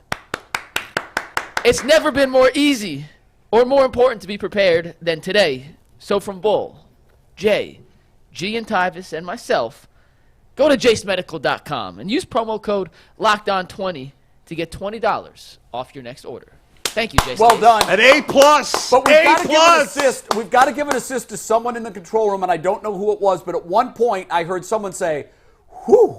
That was Anthony. Anthony, you get an assist. I wrote was in well cues. done, Mike. I wrote in a gasp and a cue into the script. So You shout had out great to you pronunciation. You had excellent pace. Emotion. The emotion was phenomenal. The use of personal naming people was well done. That was it. You've you. come a Hey, long Jay. way. Long way, Mike. Jace is going to re-up for at Jay. least another 3 A++. years. Please don't. I'm giving you 2 pluses. Bonus plus. Phil Walker's gonna hate you. Well, My he man did, he Ant did is invoke Phil's taking name over in a as bad the way. ad-lib king over here. He has surpassed Lil Wayne as the ad-lib king. All right, so yesterday funny. morning, and this Freestyle happened with yesterday, Mike. we interviewed Joe Marino, who's the Locked On Browns podcast host. We interviewed him yesterday morning. G and Bull came in early to do this interview to get some insight into Ken Dorsey as a play caller and a play designer, and we're going to react to this interview. It's about 10 minutes long, but some really good insight from Joe Marino. This is from yesterday morning, the Locked On Bills podcast host talking about Ken Dorsey as a play caller and a play designer and how he'll fit in here in Cleveland. Take a listen. Joe, Ken Dorsey, the new offensive coordinator of the Browns. There's mixed feelings about it. Probably if he would have left the Bills last year for whatever reason after the season and come here, people would have been excited. But because of how it ended for him in Buffalo, it seems like he's taking the blame maybe for something that wasn't necessarily his fault. I don't know. You watch them every day. You have a better feel for the Bills, certainly. What's your take on the whole situation and what kind of hire it was for the Browns? Yeah, there's a lot to get into with this, and Ken Dorsey obviously had a big job filling the shoes of Brian Daboll when Daboll left to become the head coach of the Giants, and he was Josh Allen's preferred choice to be the offensive coordinator, and then I think you just saw a lot of mixed results. You look at his first season, and there was some good, but then down the stretch they really became this low-efficiency offense that leaned into these throws down the field, and it was low-percentage throws left and right, and there was an offense that was completely reliant on big plays. And then you move into the next season and you try to become this 12 personnel offense, and you try to become an efficient offense, and you just don't have the big plays. And so I felt like throughout the entire year and a half that Ken Dorsey was the Bills offensive coordinator, the team really had an identity crisis where they couldn't figure out exactly what they wanted to be. And I could appreciate how multiple they tried to become. The problem was there was just no bread and butter that they can lean into, and you saw some streaky moments, and it was overall inconsistent. I think that he deserved to be fired, and I think that the proof is in the pudding in how much different the team looked under Joe Brady. And it's not that I don't think Ken Dorsey's a fine offensive coordinator. I think there's a certain style of offense that he wants to run and certain players that would work well with him. I just don't think he was the right coordinator for Josh Allen and the Buffalo Bills, and I think that as time moved along, that became pretty clear, especially as he had the opportunity to have 2 off seasons to really install and build it in the way that he wanted to, and you to get a season and a half into this thing and still wondering what the heck the identity is, it just wasn't clicking. And so I'm fascinated to see what this looks like in Cleveland because of Kevin Stefanski, right? He's an offensive-minded head coach. What type of role does Ken Dorsey have here? I'm guessing he's not a play caller. Is he installing his system? Is he just helping Stefanski coordinate what he does? Right. So I think I have a lot of questions about how this all works together in Cleveland. If you had to ask me, okay, if Ken Dorsey was coming in to install his offense and be the play caller, I would tell you that I think it's a terrible fit for Deshaun Watson and the style of quarterback that he is, because what we learned about Ken Dorsey is he's very much a type of offensive coordinator that has answers baked into everything that he calls. But what has to happen is everyone has to be on the same page and see it the same way, or else it doesn't work with any level of efficiency. And Deshaun Watson is not a very quick-triggered quarterback that I wouldn't say is a fast processor, right? He's more of a visual thrower that can function off script. I don't know that would be the great marriage that you would love to have, but I don't think he's coming in to do that. And so I'm wondering, how does he complement Kevin Stefanski, and what type of role does he really have as an offensive coordinator with an offensive-minded head coach that I presume is going to continue to be the play caller? Joe, the thing that always hit me was it just seemed like, the Bills always drafted defensive guys. You got Stephon Diggs. If I had Josh Allen, I would overdo it. I would say, okay, well, look, Josh is going to be our guy. He's going to want to throw the ball downfield. It just seems like it was almost like maybe Dorsey wanted another piece. If he wants to throw the ball downfield, me need another part. Hey, can we go get another guy to go beside Stephon Diggs? And you look at it, I don't think Tua is that great of a quarterback, but when you have Waddle and Tyreek Hill, it puts you on a level where you can do certain things. Did you ever have a problem with the offense and say, well, listen, do we need more with this? Is this going to be enough to get over the hump? Well, I think there's probably an argument to be made there where I would steer that conversation is, no, the Bills didn't invest a ton of like high draft picks in offensive talent, but they did in free agency and with trades, right? Like I think they did something pretty smart, and I think a lot of teams could potentially make a mistake doing this. They didn't put a developing quarterback around developing weapons, right? For Josh Allen, a raw quarterback coming out of Wyoming, instead of drafting a bunch of young players to develop with him, they went out and got veterans. They traded for Stephon Diggs. They signed John Brown, who had 1,000 yards. Cole Beasley, who had the best seasons of his career in Buffalo. Veteran offensive line talent they kept on acquiring. And so I think that's really what it came down to was, yeah, they didn't invest a lot of draft capital in offensive players, but they brought in veterans to put around Josh Allen. And I think that actually makes a lot of sense. I think where perhaps the Bills made the biggest miscalculation on the offensive side of the football in building around Josh Allen has been at wide receiver 2, and this belief that Gabe Davis was going to become this option that's going to make teams pay for really caring a lot about Stephon Diggs. And so I think the disconnect between the reality of Gabe Davis and what the team wanted him to be, I think that's where you kind of got off the rails. Joe, I want to go back to what you said initially about, hey, if Dorsey's calling plays, you think it's a bad hire. We don't know yet what's going to happen in terms of calling plays. I'm hoping that Kevin Stefanski still calls the plays no matter who they hired. Obviously, you've covered the Bills, so based on your opinion, it seems even more imperative that Kevin Stefanski continue to call the plays. The only thing I would argue about, there's been a lot of talk that the Bills' offense was better after Ken Dorsey got fired. If we look at some of the advanced numbers, Mike, if you could bring up that graphic again, obviously the turnovers went significantly down after the firing. And Josh Allen, a big part of that, obviously, the turnovers. But if you look at the points per drive, they were actually better with Dorsey. And the success rate, I don't know how that stat is figured out. It was better. So, but the big difference is the turnovers. I mean, is there a reason why Ken Dorsey is to blame for the turnovers? And are you surprised by that statistic that they actually scored more points per drive with Ken Dorsey? Yeah, whenever you watch the Bills' offense under Ken Dorsey, statistically it was never the issue. Production's never the issue. Josh Allen's a quarterback. He's going to score points. He's going to score touchdowns. Most touchdowns in the NFL this season by a significant margin. Yeah, I think what it came down to was the intent and design of the play calls under Ken Dorsey.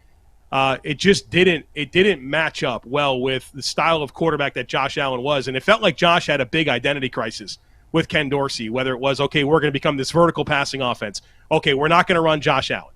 It's just like there was things that they've never found threading the needle between when to be aggressive, when to be efficient, and I thought that led to a disjointed scheme. And right. I thought what happened was I think Ken Dorsey's a good play designer. I don't think he's a very good play caller in terms of how he sequences, layers things together. There just felt like there's a lot of meat on the bone. You're watching Josh Allen execute full field reads, but there's his first reads completely to his left. His second read is completely to his right. There's nothing coming back into his vision. Like there's just a lot of disjointed when you watch that offense under Ken Dorsey, and it was very refreshing when Joe Brady took over because all of a sudden you did see the intent. You saw motion that was designed to create space. You saw more of an identity for what the team was going to be. You saw Josh Allen having fun again. I mean, the guy looked like he had been through turmoil under Ken Dorsey with just the way that he was talking and was using weird words like low positive, right? I don't think it was a good marriage. I think that Ken Dorsey deserves another opportunity to be an offensive coordinator. I just don't think it was with Josh Allen. I think that if you give him a robotic quarterback that understands how to read coverage and say, okay, You got middle of the field closed. We're going to throw the ball outside the numbers. Middle of the field open. We're going to work it to the middle of the field. Everyone's got to be on the same page with route adjustments. If that's the type of quarterback, you got a Joe Burrow, you got a Kirk Cousins, you got one of these top tier processors in terms of anticipation and reading coverage and everybody being on the same page. Ken Dorsey's going to be great. But when you have a quarterback like Josh Allen that just physically can do anything on the football field, when you don't really allow him to play within him being the best version of himself, I think that's what took away from him having more consistency early on. I know that statistically there's some good stories to tell along the way, but I think the turnovers going down speaks to Joe Brady and how that offense was designed around Josh Allen for Josh Allen to just be able to play football as opposed to trying to make him a robot. Very quick follow-up, Joe, just a yes or no. Are you buying, there's been rumors behind the scenes that the idea of keeping Josh Allen in the pocket was over Ken Dorsey's head, that was forced on him. You buying or selling that? I was over Ken Dorsey's head. It felt like it was some intent to it. Yeah. I feel like there's this thought that, keeping Josh Allen healthy and wanting him available down the stretch and being selective with when he runs. And, of course, that earlier in the season is when you're going to want to be less interested in that. I think that you could feel like it was a collaborative thing, but it certainly took away from the offense. And, at the time, Dorsey was the coordinator. So yeah.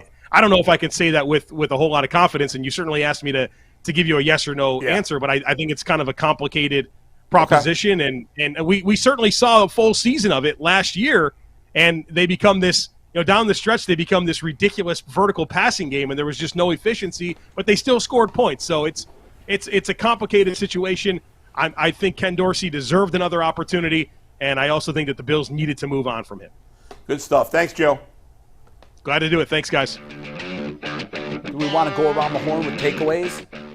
Like, what was your biggest takeaway, Bull? Obviously he said that he's not a good play caller for the type of quarterback the Browns have. Josh Allen, Deshaun Watson is in the Josh Allen mold in terms of type of quarterback, and it's one man's opinion. He doesn't feel that Ken Dorsey's a good play caller for the type of quarterback that Josh Allen is and for the type of quarterback that Deshaun Watson is. I guess we'll find out if he's right. Let's hope he's wrong. If he's calling plays. Well, I like the fact that he brought up the fact where he was like, when Josh Allen first came out, they got a bunch of veteran players around. That was smart. That's smart. And then you think about Deshaun Watson in Cleveland. It's kind of been the opposite. He's got Amari Cooper, who's a vet, and you went and got Elijah Moore, but he's still a young guy who hasn't proven anything. And then the next guy was Cedric Tillman, who's a rookie. So I think that maybe when you think about G's over, what's it called? Operation, Stockpile. When you think of that, you got to get him some more. But Tyvis, first of all, to be fair, Josh Allen was a rookie. Deshaun Watson's not a rookie. Deshaun Watson missed how many seasons? He missed one, and then he didn't play 11 games, and now he's here. But the conversation was with Josh coming in, you didn't want to put him with a bunch of young players. Essentially, Deshaun is coming back in. By the way, the most surprising. Deshaun has a level of experience. So what? Well, guys, also he should be fine with talented there's rookies. different ways to do it. If the rookies are good enough, it's irrelevant whether they're rookies. Sure. Look at the Texans. Well, the rookies ain't Their good best enough. receiver was a rookie. Their second best receiver is in his fourth year. Their running backs are not old. They weren't loaded with veteran players. Well, they obviously know how to draft receivers. We have no track record of drafting anybody. Yeah. What was your biggest takeaway? Well, my biggest takeaway is he feels like he didn't fit what they were doing. And it was a philosophical change. If he wants to throw vertical routes, that's why I asked him the question.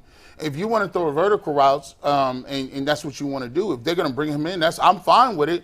But you can't have mixed bags of ways we're going to do it. It got to be all one way. If you want to throw the ball downfield, we're fine with that. You just got to be good at throwing the ball downfield. And to do that, you got to have receivers. I always look at the Bills, and it's malpractice. If you got a franchise quarterback, you know what I would be doing? I would have 3 of the best receivers you've seen. and that's how you got to Like win. what Miami's done. Yeah, you can't, because here's the thing. Miami doesn't have 3 guys. They have 2. They've got 2 great ones. They have No two. one has 3 No, great ones. but I'm saying. Diggs and Gabe and big play Gabe. I ain't seen big play game. I don't know that Waddle. I wouldn't call Waddle great. I think he's good, but he's very good. I'm not putting him in the great category for me. Outside of maybe Philadelphia, which team has 2 receivers that you would more rather throw to? I'd rather have the Bengals receivers. Well, good point. Well, here's the, For now, Yeah. although Higgins. No, but I mean, I think it's the Bengals, Yeah. Philadelphia, Miami. Yeah, sure. I don't know. I might take Miami over. You know what? Cincy. You know what it's like, man. This be cracking me up, man. Listen, you ever get to a point where I was looking for a house at one point in time. You live in an apartment. You go to somebody else's house. You be like, dang, man, this house is nice. They got a basement. This is crazy, man. They showing you all the new stuff they got. Then you come up 6 months later. You're like, man, listen, I'm looking for my first house. You show the picture, and then they tell you, oh, you don't need all that. What you need that deck for back there, boy? Why your driveway so long? And you don't even need 5 bedrooms. You need 3. My question is, it's easy for dudes running around here with these good-ass receivers telling me David Bell is good enough. No. I like Waddle. Who's saying David Bell's good enough? I'm just bringing it Yesterday, back to the... Tyvus did. No. Bell. I said 3 touchdowns. I think we're all in David agreement. Bell. The Browns need another frontline wide Hey, receiver. don't you no tell me- doubt. hey, Chat, but hey- they don't need 2. You know. Hey, chat. Don't you tell me about no Cedric Tillman. You got to stop that. I didn't like him when they drafted him. Yeah, that's malpractice. Just get that out of here. I'm going to tell you right now, Chad. But I'm okay. Listen, I'm okay with Elijah out Moore on being the him 3. already?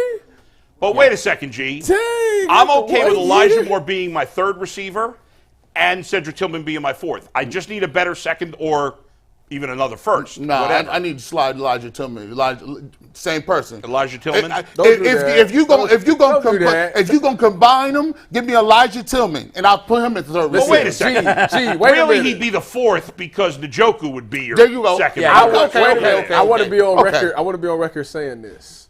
I was a year early. The Elijah Moore that I was talking So about. you're still riding it into next Here we year. go. Next year. All right. Hey, learn the hard way. That's Elijah okay. Moore, big season hey, next year. Watch listen, what I say. You know what I told you all year? 1,000. At the end, the people that drank the Kool-Aid did die.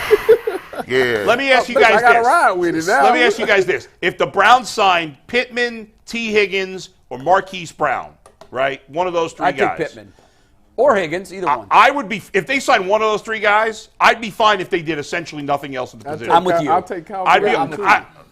draft another guy, fine. But if that's Then the you've got Amari, one Yeah. of those guys, and and Njoku. Njoku, yeah. That's good That's enough. good. All right, That's we really got a good. guest. We got a So guest gotta go. coming on, and we got a very interesting discussion to have with Chris Rose after a quick word from FanDuel. It's Super Bowl season, and anyone who celebrates better be celebrating on FanDuel, America's #1 sportsbook. If you're like the UCSS squad, Super Bowl Sunday is all about scoring the best seat on the couch, grabbing your favorite football snacks, and placing some super bets. And FanDuel has so many ways to help you end the season with not just 1 win, but 2 or 3 or 4. Not only can you bet on the winner of Super Bowl 58 on FanDuel, you can also bet on which players will score a touchdown, how many total points will be scored, and so much more. Right now, new customers join today and they get $200 in bonus bets if their first $5 bet wins. So just visit FanDuel.com/UCSS to sign up. Make every moment more with FanDuel, an official sportsbook partner of the NFL. Chris Rose recently sat down with Albert Belle,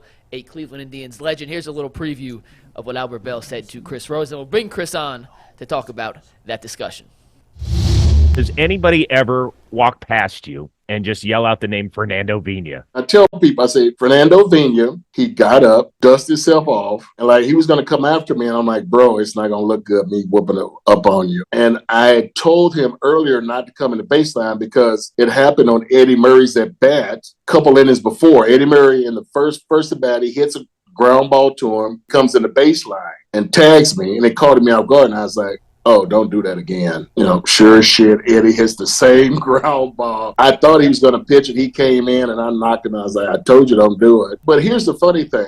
The next week, Chad Kreuter does the same thing for the White Sox. He plows, knocks the guy over, breaks up the double play. The White Sox end up winning the game, and he's a hero. When I got to Chicago in '97, Chad Kreuter was kind of busting my chops about that. He was like, you didn't hit him hard enough. That's what it was. That's funny. Wow. Chris Rose sitting down with Albert Belle. what's your big takeaway from the interview? What did you make of it? Well, one of the reasons I wanted to do it was obviously as Clevelanders, I don't think we ever got to say like a proper goodbye because he went to our arch rival in the division and he came back the next year and was flipping us off and people were throwing money at him and all that sort of stuff. So I actually got introduced to Albert. I'd seen him before at spring training and things of that nature. But I got kind of reintroduced to him last year and we kind of became texting buddies. And so I was like, you know what? I'm gonna shoot my shot here. So I ended up asking him. I said, hey, listen, Albert, I've got a couple of podcasts with John Boy Media, and I'd love to have you come on because I don't think people remembered how great you were. There's a whole generation of people who've seen some snippets of highlights of you on YouTube, and that's about it. And so I just thought it was really good to get a bunch of stories out of him. It seems like he's in a really, really much better place than he was during his playing days and probably for a few years after that. Is he a perfect human being? He is not. We talked about regrets. We talked about the way he left Cleveland. We talked about a lot of different things, but he was very open. Because I'll be honest with you, Jay, I was kind of walking on eggshells about it. I was excited for the opportunity, but when you're talking about a guy who, even though you're Zooming, you feel like could put his fist right through the Zoom and knock you out. But he was great.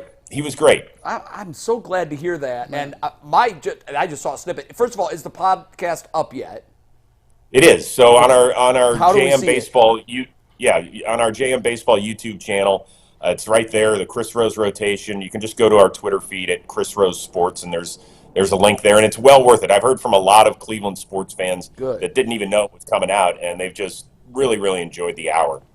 He seems happier. He does. I've never seen him smile before. So you got a smile out of him in that clip. I think it's the first time I've ever seen Albert Belle smile. You know, Chris, man, when I go back and look at those Indians teams, for me and a lot of people, there was other guys like Ramirez, there was other guys like Tomey and Lofton, but for me, it was Albert Belle. I mean, Albert Belle, he bought a whole in the African American community, baseball had been waning. And when we saw Albert Belle and the way he played the baseball like it was a physical game. Like he was the first dude to interject physicality and intimidation. To me, he was the start of the renaissance in Cleveland. And I mean, that guy was it was tremendous. I think he nailed it on a lot of levels there. He played pissed off. And one of the first questions I asked him was, did you enjoy playing baseball? Because it looked like you were perpetually angry. And he had a real fascinating answer about it. And he did mention that there was a little bit of a facade with him. He said, I kind of bought into that. And so that's who I had to continue to be. Interesting. And I thought that was really fascinating. He mentioned several times throughout the interview how much he regretted not getting a championship, but that the lasting memory for him was turning the franchise around, not going to the playoffs for 41 years, and then not only getting there, but making a run all the way to Game 6 of the World Series is something that he's really, really proud of, and rejuvenating a city with a bunch of young guys that grew up together in the minor leagues and then the major leagues and moved stadiums and made Cleveland the place to be in the mid-'90s in baseball. I mean, I still remember the first time I ever walked into Progressive Field, which was Jacobs Field back then, and I remember I went with one of my brothers, and I turned to Pete, and I was like, can you believe this is in Cleveland? And it was just amazing. Chris, I'm curious. I'm going to watch the whole thing today when I get home.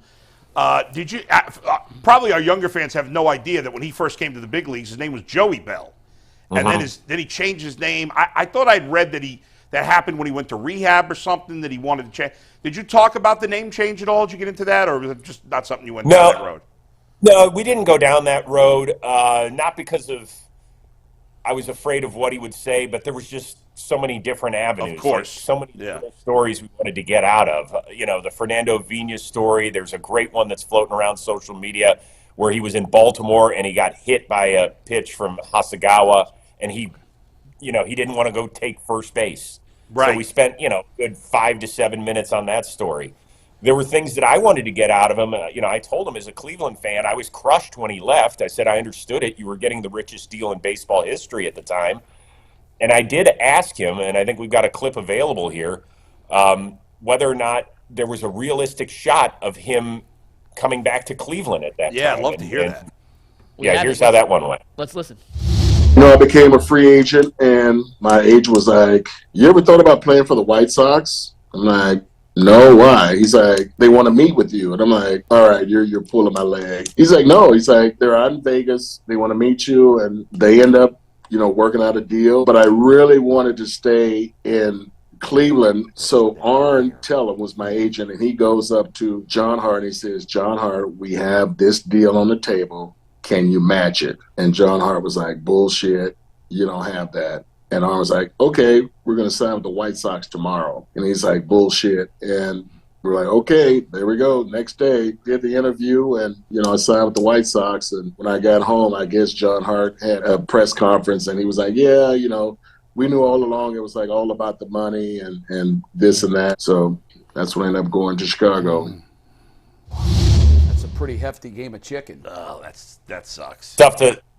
That's tough to hear for us Cleveland fans. You aren't kidding. My guts just ripped out of my body. Like it just happened. So Oh my God. So we just never spent. John Hart did a lot of great things. I mean, he helped build a franchise to a point where, as Clevelanders, the first 23 years of my life, the Indians never finished higher than third in the division. I mean, you have to think about that for a second. Like, you couldn't have tripped yourself into a third place finish.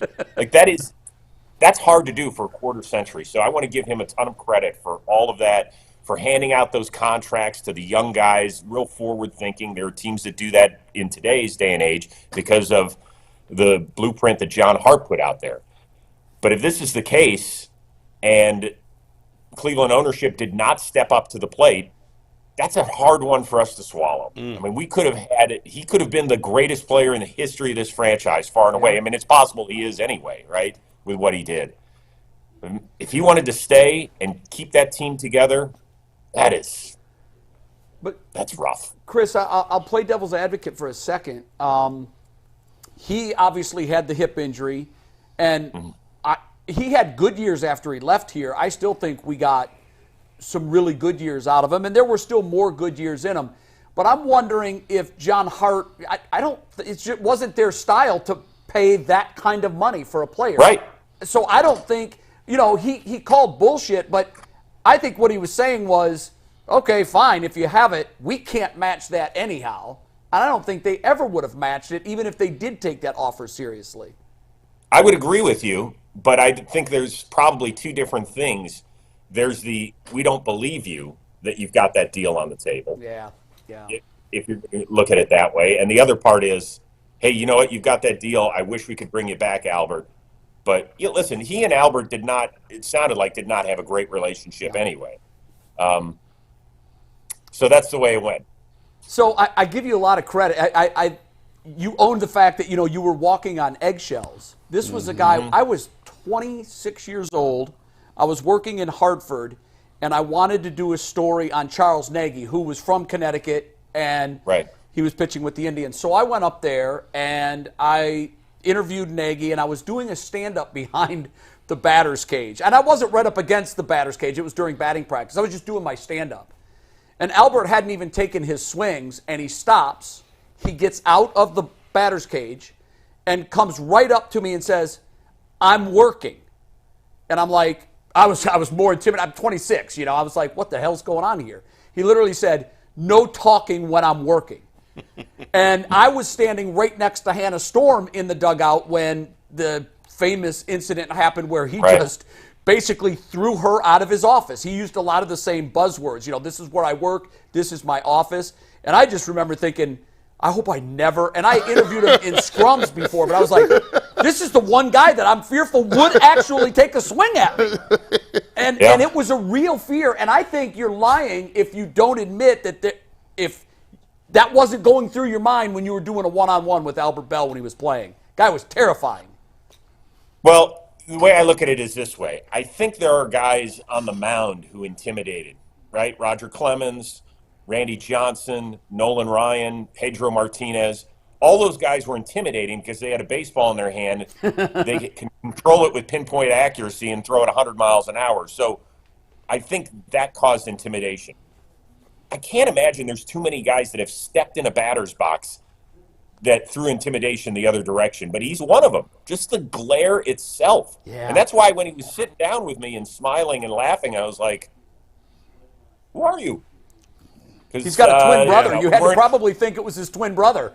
Yeah, we weren't used to that sort of stuff. So it's, it was fun. I'm happy I did it. I know that some people, whatever, would say, hey, why didn't you cover this? Why didn't you cover that? Like I said, we had an hour and it flew by.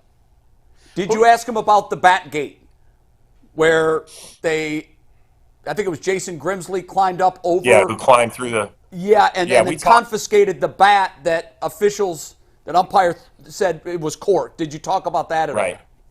We did. I asked him if he gets upset when people bring that up, or are you able to laugh at it now?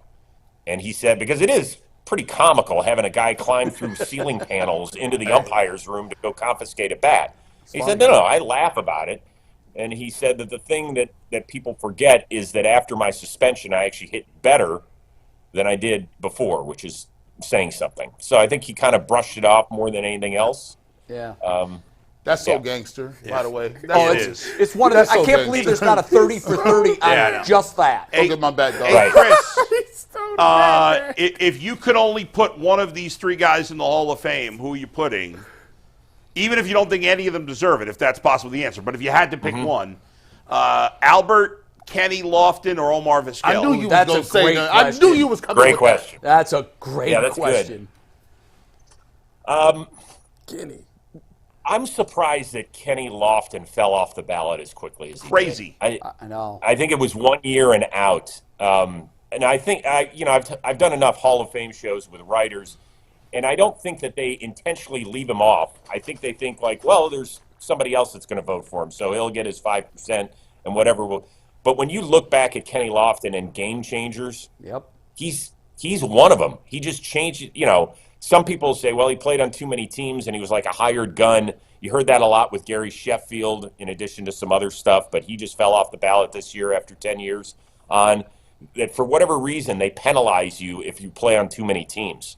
I don't quite get that. I but don't either. What, And Chris, to that point, all of his teams, for the most part, when you look at the back of his baseball card, they all went to the playoffs. And it's the same thing with Ricky Henderson. Ricky, although was most on a of lot us of remember him teams. as an Oakland A, he played for a lot of teams. They were both leadoff guys. Obviously, Ricky had more power, but they were essentially, I think he was like a poor man's version of Ricky. And all of Ricky's teams made the playoffs, and all of Kenny's teams made the playoffs. I'm with you, Chris. I think Kenny Lofton's the Hall of Famer of the three.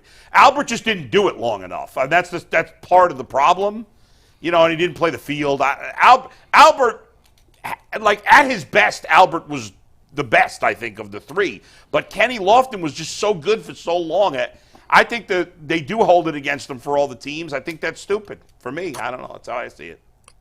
Yeah, so if I had to rank those guys in order, it'd be really close between Kenny and Albert. I would give Kenny just a slight edge over Albert. You mentioned the hip injury. He was out by 33 or 34. Right. Yeah. If he had kept going to 37 or 38, I think he gets to those big-time counting numbers and makes it.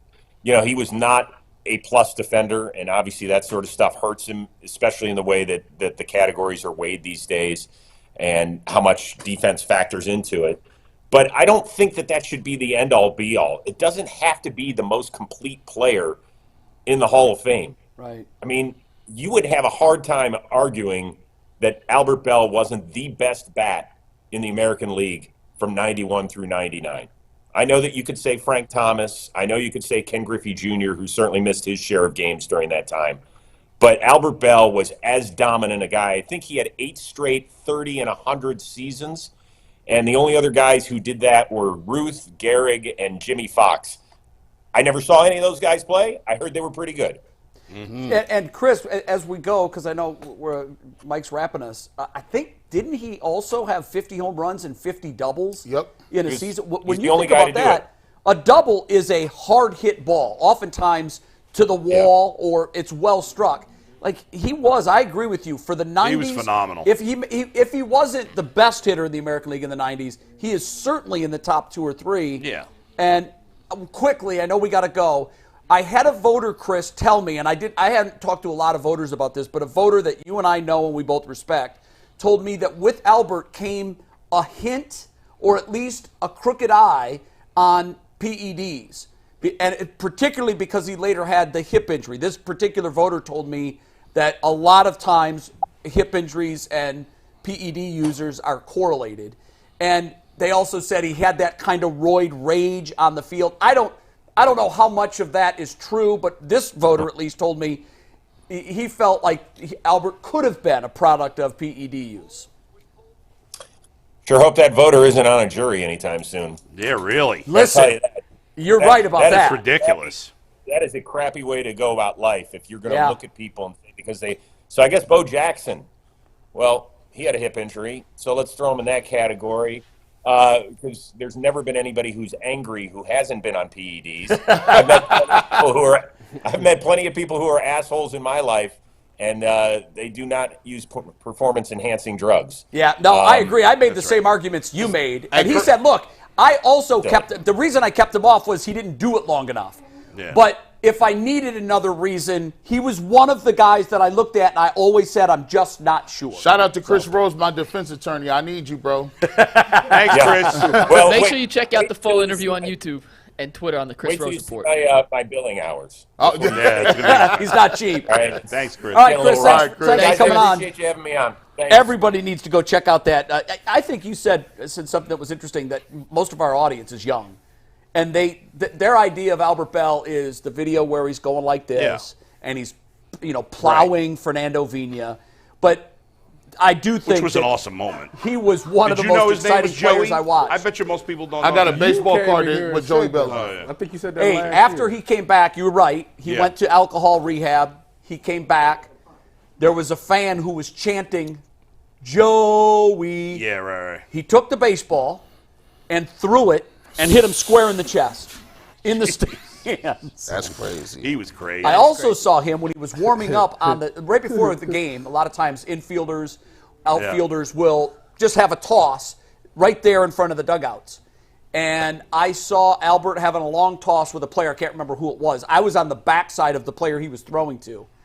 And I saw a baseball sail about 5 feet over the head of the guy he was playing catch with. Yeah. And it went into a gaggle of reporters and hit one in the back. And, Like he did it on purpose? well, he laughed. Yeah. And the guy he was playing catch with, I can't remember who it was, but they kind of looked at each other and had a chuckle. And I said to my photographer, I don't think that was a mistake. No, I don't crazy. think so either. Quick word from FanDuel. We'll move on, talk a little Cavs. But Super Bowl season is upon us, and happy Super Bowl season from FanDuel, America's #1 sportsbook, to everybody who celebrates. If you're like us, Super Bowl Sunday is all about scoring the best seat on the couch, grabbing your favorite football snacks, and placing some super bets. And FanDuel has a ton of different ways for you to end the season with not just one W, but 2, 3, 4, or hopefully many, many more. Not only can you bet on the winner of Super Bowl 58, but FanDuel also has bets for which players will score touchdowns, how many points will be scored, and a ton of other props that are a lot of fun to gamble on. Right now, new customers who join today get $200 in bonus bets if the first bet of $5 or more wins. So make sure you visit FanDuel.com/UCSS to sign up. That is FanDuel.com/UCSS. Make every moment more with FanDuel, an official sportsbook sponsor of the NFL. We had a bunch of winning tickets. This one came from Lamont Sanford, who adjusted 18 different lines on Championship Sunday, hit all 18, and with the adjusted lines, turned $1 into $85. So 1 into 85. Hell of a win there for Lamont Sanford on an 18-part parlay. 18. The NBA All-Star rosters get 20 and announced tomorrow above. That's night. how we do it. 20 and above. No, that's the new G. That's the Bush new method. thing. 20. Me and Tyvis is 20 and I above. got 18 out of 20 last night. I about cried. You might as well got 1 out of 2 20. points. It Tyrese Halliburton couldn't give me 2 more. Don't it hurt your points. heart? Don't you? And Drew couldn't give me 1 more assist. Hey, bro, my Like, heart come breaks. My heart breaks on, for you, man. bro. I was there. Well, speaking of potential heartbreak, Cavaliers fans could be in for it tomorrow night if Jarrett Allen does not get named to the Eastern Conference All-Star team. The question today isn't, do you think he will or will not? The question is, do you think he deserves one of the 7 reserve spots on the Eastern Conference All-Star roster? Yes. Wow, that was quick. Emphatic. Okay. Yeah, listen. Ty, why? Because if you lose Evan Mobley and Darius Garland, That's not a good reason. Yes, it is. You lose 2 star players off of your lineup, your team should go down. And this Cavs team started off slow. And everybody said that they was done. Like, it's over with. Don't even watch them. They're not going to be the same. And this man right here raised his play to become one of the best big men in the Eastern Conference Finals. I mean, the man is a walking double-double every night. And he's become – actually, it's been games where he's been the direct reason why they've won games. So, yes, he deserves to be an all-star. Man, you know what? I'm going to go on record. So, you see, I believe you got to do this. When you critically – go at somebody and you attack them as hard as I attacked Jarrett Allen. You do that in public, you got to give them their flowers in public because he's turned his whole game around. Last year, I called him soft. He was soft batch cookies.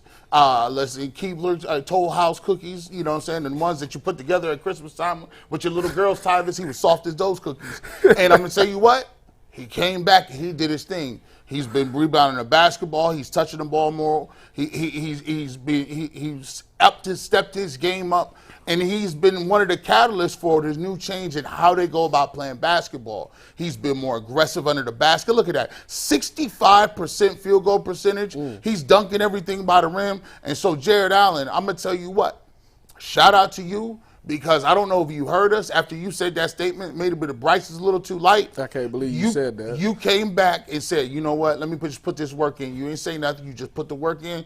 And I believe right now he's playing like one of the best centers in the league. Look what he did against the Clippers. Look what he did against Giannis. He holds his own and getting his 20 and 10. And I think right now he's definitely should be a guy that should be in the All-Star game. I watched the Cavs. I've seen very little NBA this year outside of the Cavs, so I'm not qualified to say. I can say this. To me, my eye test, he looks like an all-star. But before I can definitively put him on the team, I'd have to measure all the other guys that are in front of him or his equal, and I can't go in depth on that knowledge. So he looks like an all-star. I think he should be an all-star, but I can't say he definitely deserves to be an all-star. I would say the same thing as Jay, that I can't do it myself. So what I did was I read a column from Ben Golliver, who writes for, Ben Golliver, Mike? Yeah. Was it Washington Post or something? Yep. Smart guy. So I was looking for articles about Jarrett Allen, and all the articles were from Cleveland writers. And I'm like, well, I can't read those because they're all biased, and they may not be watching the other teams. I need a national reporter's opinion on this. So I read a column from Ben Golliver, and he was saying who he thought should be on the All-Star team. And he thought that Jarrett Allen should be on the All-Star team. So I'm going with Ben Golliver because he knows better than me. So I'm going to vote for Jarrett Allen. No, I mean, the people that it's between, it was Bam, Paolo, so Julius these are the four. Randle, and Kristaps. I mean, all four of them is playing really good basketball as well. What's interesting, Mike, is that a couple of weeks ago, I feel like you thought he had almost no chance to make it, and now you think he might, or I don't know. What do you say? I think so. The question is, he deserving of an all-star spot? In a vacuum, yes, he's playing at an all-star level. Right. But there's 7 spots, and most likely Joel Embiid's the starting center. Yeah. He's voted in. That's unquestionable. He'd have to get in over one of these next 4 guys, and probably if I'm ranking of the 5, I'd probably have him third. You look at the stats, Steve, take 175 full. Bam Adebayo has been the number 1 player on Miami this season. The stats are almost comparable. Both great defensive players. Well, and he's Bam's their numbers number are 1 better. option. And Jimmy Butler's only played half the game, so he doesn't have a Donovan Mitchell counterpart. You go to Paolo Banchero, go down one, Steve. Bam. He can't get on my parlay. But the Cavs have a much better record than Miami. They do. And once again, these are all deserving players. I'm just looking at these from a side-by-side. Banchero's scoring numbers are a little better. His rebounds a little lower. Nowhere near the defender Jarrett Allen is. But Orlando's been kind of the surprise of the Eastern Conference this year. I would guess that voters want to put one guy from the Magic in. That's not how it should work, but it's how it typically does. And then you got Porzingis and Randle might even be, I know he's hurt right now, but take 178, Steve. You could skip Porzingis. But if you go to 178, Julius Randle is having statistically a phenomenal season, averaging 24 points, 9.5 rebounds. Yeah, that's... the competition is very stiff for a front court spot. Randle was scoring that much. Yeah, he's having a really good season. Ain't he hurt? He's hurt now. I think the Knicks are the only team of the teams you put up there that have a better record than the Cavs. Well, the Celtics. Kristaps Porzingis play for? Yeah, but Porzingis, I can't imagine they want to put 3 Celtics in. Yeah. I don't think Porzingis will make it. I do think I was busting Travis's balls. I almost called you Travis there for a second. I don't know why. That's a common mistake. But I've never made it before. I've known you for a year and a half. People have. But I It's think actually his real name. You look at Jarrett Allen's play. He's right, ultimately. You look at Jarrett Allen. Like, the Cavs were not playing great basketball before Darius and Mobley got hurt. Yeah. And so you would have thought once they got hurt, they'd play even worse. Instead, it went the opposite direction. And while Donovan Mitchell deserves a ton of credit for that, the next guy that deserves the most credit is Jarrett Allen. And last 25 games, he's averaging 16.5 and 12.5. 3 and a third assists for a center. Look at the shooting. And the Cavs have the number 3 defense in the league since Mobley and Garland went down. They have the number 3 defense, and he's the biggest reason why for that. So the Cavs are a good team. So I would put him in. McNuggets, where's Jarrett Allen in the plus minus as far as defenses go? Like, because I'm trying to cook up a defensive angle. On face value, I want to say Jarrett Allen is a better defender than all those guys you mentioned. You talking about however, Bam Adebayo is the closest Bam one. Adebayo's Are a you defender. talking about defense in the All-Star game?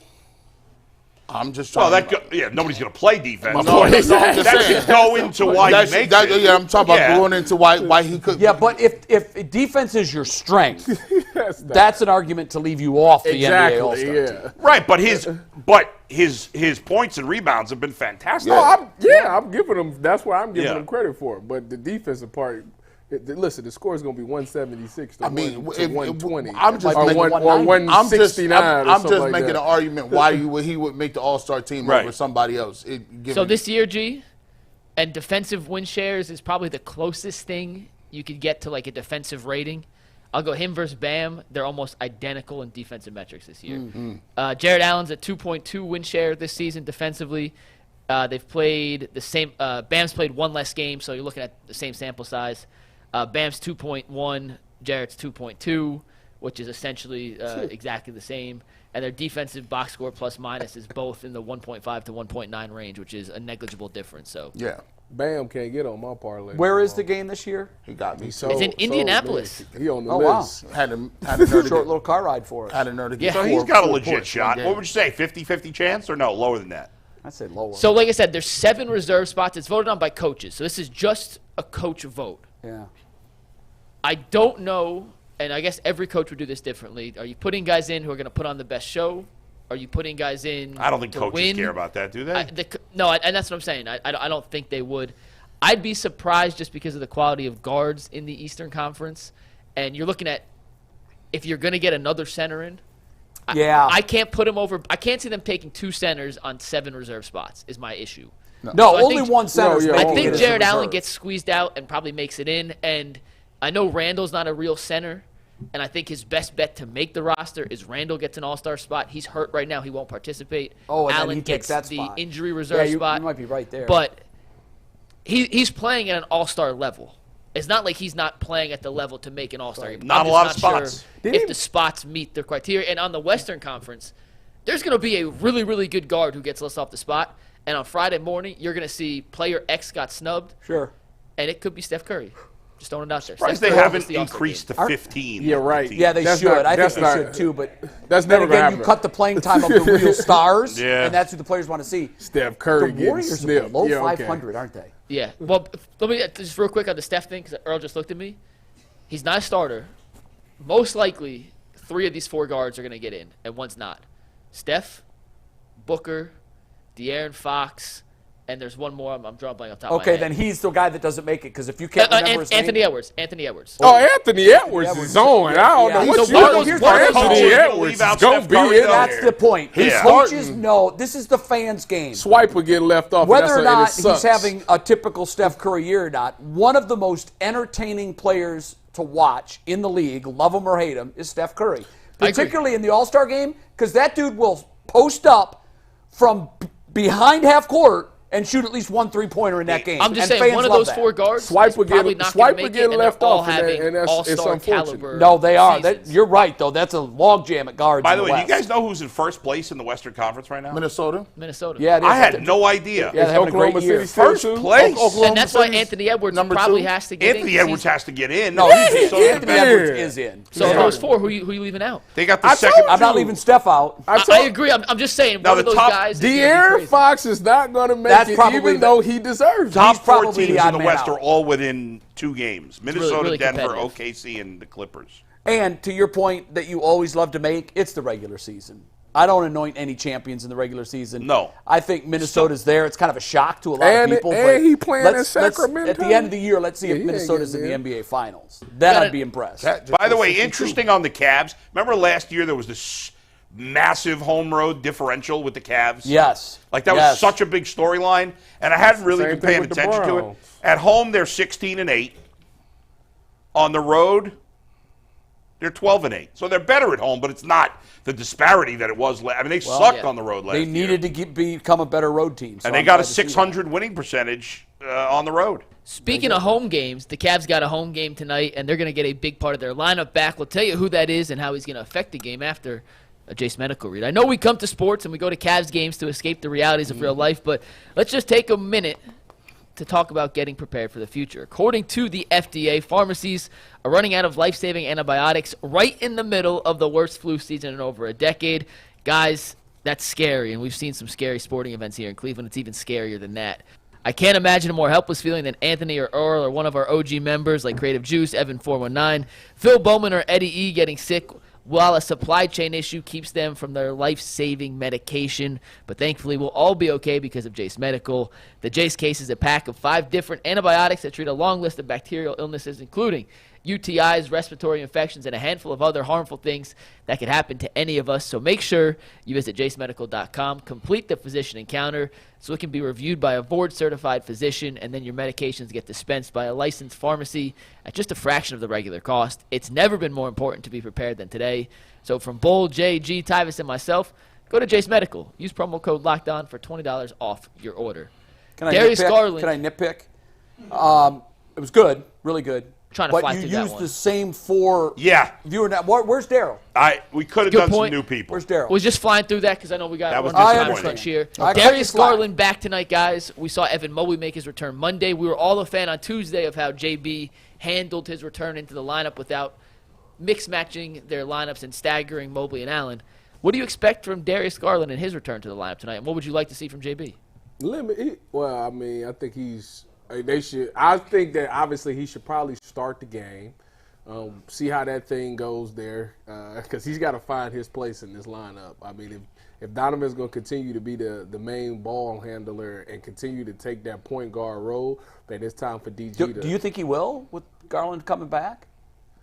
Yeah, he He should. He's got to be able to play without the ball, don't you Listen, think? DG has to I play. agree, but I'm not sure the This- Cavs Yeah, I would don't look know. at it that This way. right now, to me, when I look at them, and I'm not saying they're the same thing, I'm just trying to give you a comparison. When Kyrie, KD, and James Harden went to Brooklyn together, okay? When James Harden got there, Kyrie said, "You the point guard. I'm not doing it no more. James, you got it." Darius got to do the same thing with Facts. Donovan. Like, you got to be. Facts. I got to work off ball. I know it's not what you want to do. I know that you are really good with the ball in your hand, and you like to be a facilitator.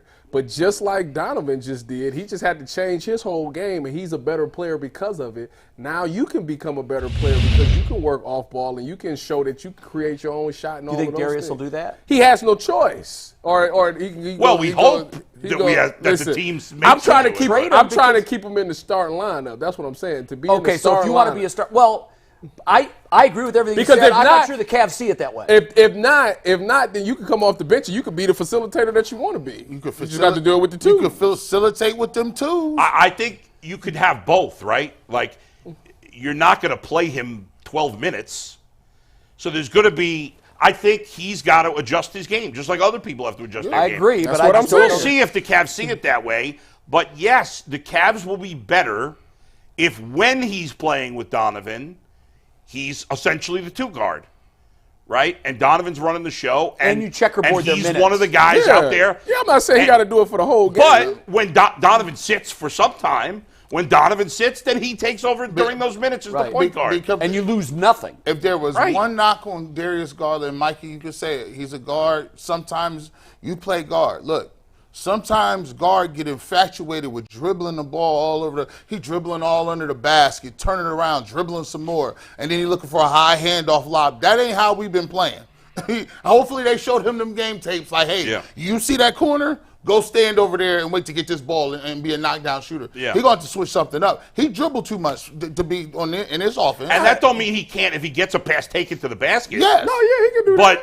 But, yeah, we don't want to become dribble because that's the team's playing their best basketball in 2 years. I hope that that's the way the Cavs see it and that Darius is voluntarily willing to go into that role. Yeah. My fear is when I said, well, what if he doesn't? You said you looked like you were getting ready to say, well, then you're going to have to get him up out of here. No, that's not. He's my favorite Cavs player. Okay. I'm not trading him. Yeah, well, the thing is you can't because of the two, I think Donovan is viewed more as the short-term player. I agree.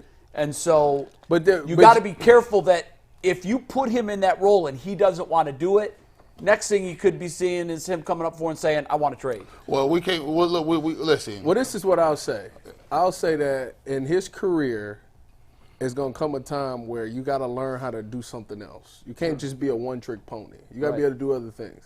Donovan Mitchell, everybody else on this team has done it outside of Jarrett Allen because he ain't shooting no threes. But everybody else has something on their game where something's happened and it's been forced to work on something and they've translated it to the game and it's brought success. Right. Why is he any different? No, I agree with. Listen, I 100% agree with you.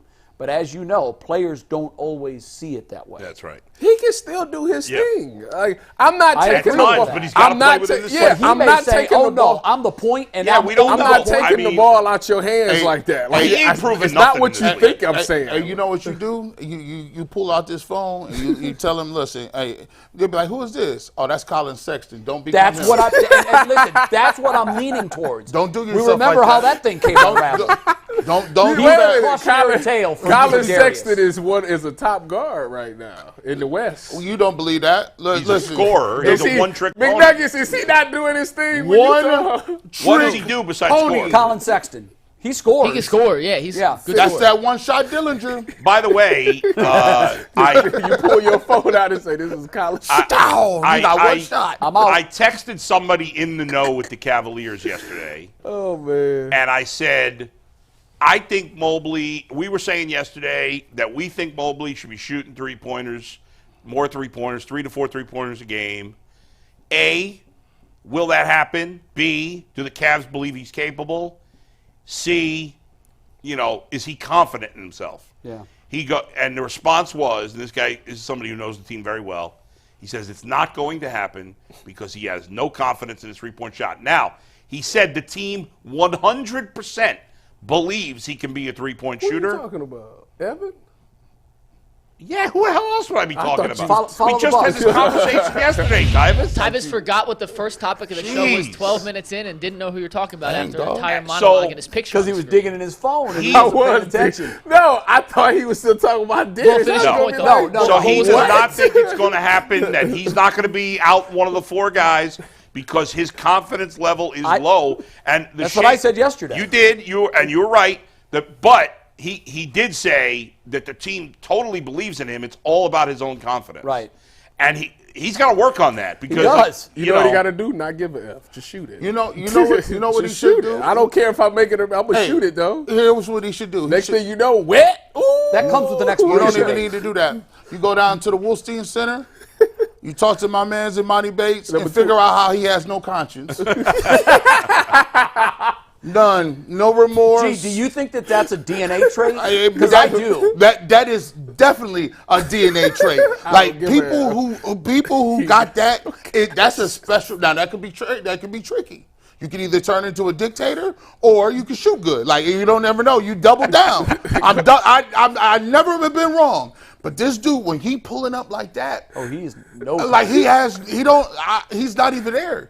He's in purgatory somewhere. Sometimes he'll even hold the pose. Yeah, and he misses. And it's a step back. He been turning around. I said, bro, that's Steph Curry tendencies. He's turning around. Look, that's why I think being a shooter is in your DNA. It's there.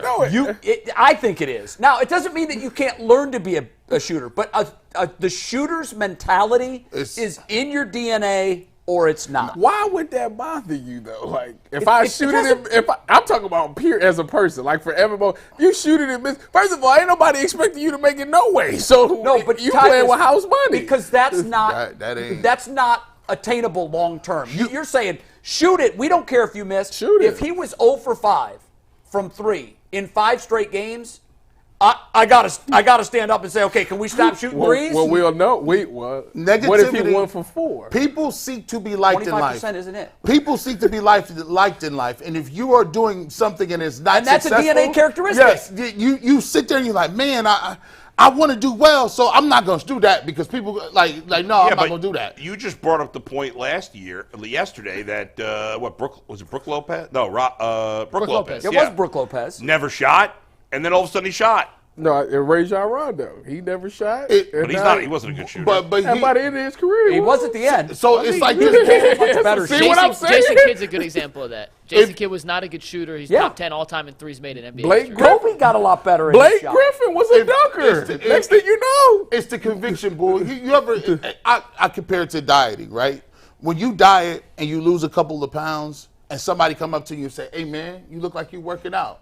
That's a drug. You feel good about it. It is a drug. It gives you more motivation to continue to do what you're doing. It's just like 3-point shots. When you see one of them go in, oh my goodness, you're like, that's it. That's all. I found it. Look, you're gonna be sitting on that wing like this. You got we got some super chats. We got some super chats we got to get to. I mean, you had the upper body shimmy. You were going between the legs. That was it. Let's do some super chats. Today's super chats are brought to us by FanDuel, America's #1 sportsbook. If you're like us, Super Bowl Sunday is all about scoring the best seats on the couch, grabbing your favorite football snacks, and placing some super bets. Next week, we'll talk a ton about some Super Bowl props that we like. FanDuel has a ton of different ways to help you end the season with a W or 2 or 3. Not only can you bet on who will win Super Bowl 58, but FanDuel also has bets for which players will score touchdowns, how many total points will be scored, and so much more. Today, new customers get $200 in bonus bets if they hit their first bet of $5 or more. So make sure you visit FanDuel.com/UCSS to sign up. That is FanDuel.com/UCSS. Make every moment more with FanDuel, an official sportsbook partner of the NFL. Couple super chats to get through. Broady's bottom line says the Rams wide receivers are better than the Bengals. Sly says the Rams have 2 really good ones, but I like the trio in Cincinnati is pretty strong. Now the Bengals probably won't have the trio anymore, but not. I mean, Cooper Kupp is going backwards. What are you talking about? Sly says the Browns have the playoffs, the Cavs have the playoffs, the Guardians are like, hey, at least we signed Austin Hedges. And whoa! Cookie's back. That's World Series champion Austin Hedges. Thank you, Tyvis. Charles T says, I live overseas. I listen to almost every Cleveland sports show and podcast, even when I was in Afghanistan. Within the Cleveland media, does the competition get heated? Bull, you want to answer that one? No. Does it get heated in terms of what? Like ratings and stuff like that? Man. Yes. I don't know what that means. Like, there's rivalries. I mean, but when I was working on the radio, my biggest rivalries were with the other guys on my station. And that's usually the way it is. Yeah, like that's usually the way it is. Because so when I went on the air for the first time, when Dustin and I went on the air in August of 2011, there was only one sports station in town at the time, KNR. And I heard them when I drove into town. I remember listening to some of their shows. And I said, "Oh, they're not competition. They're not any good."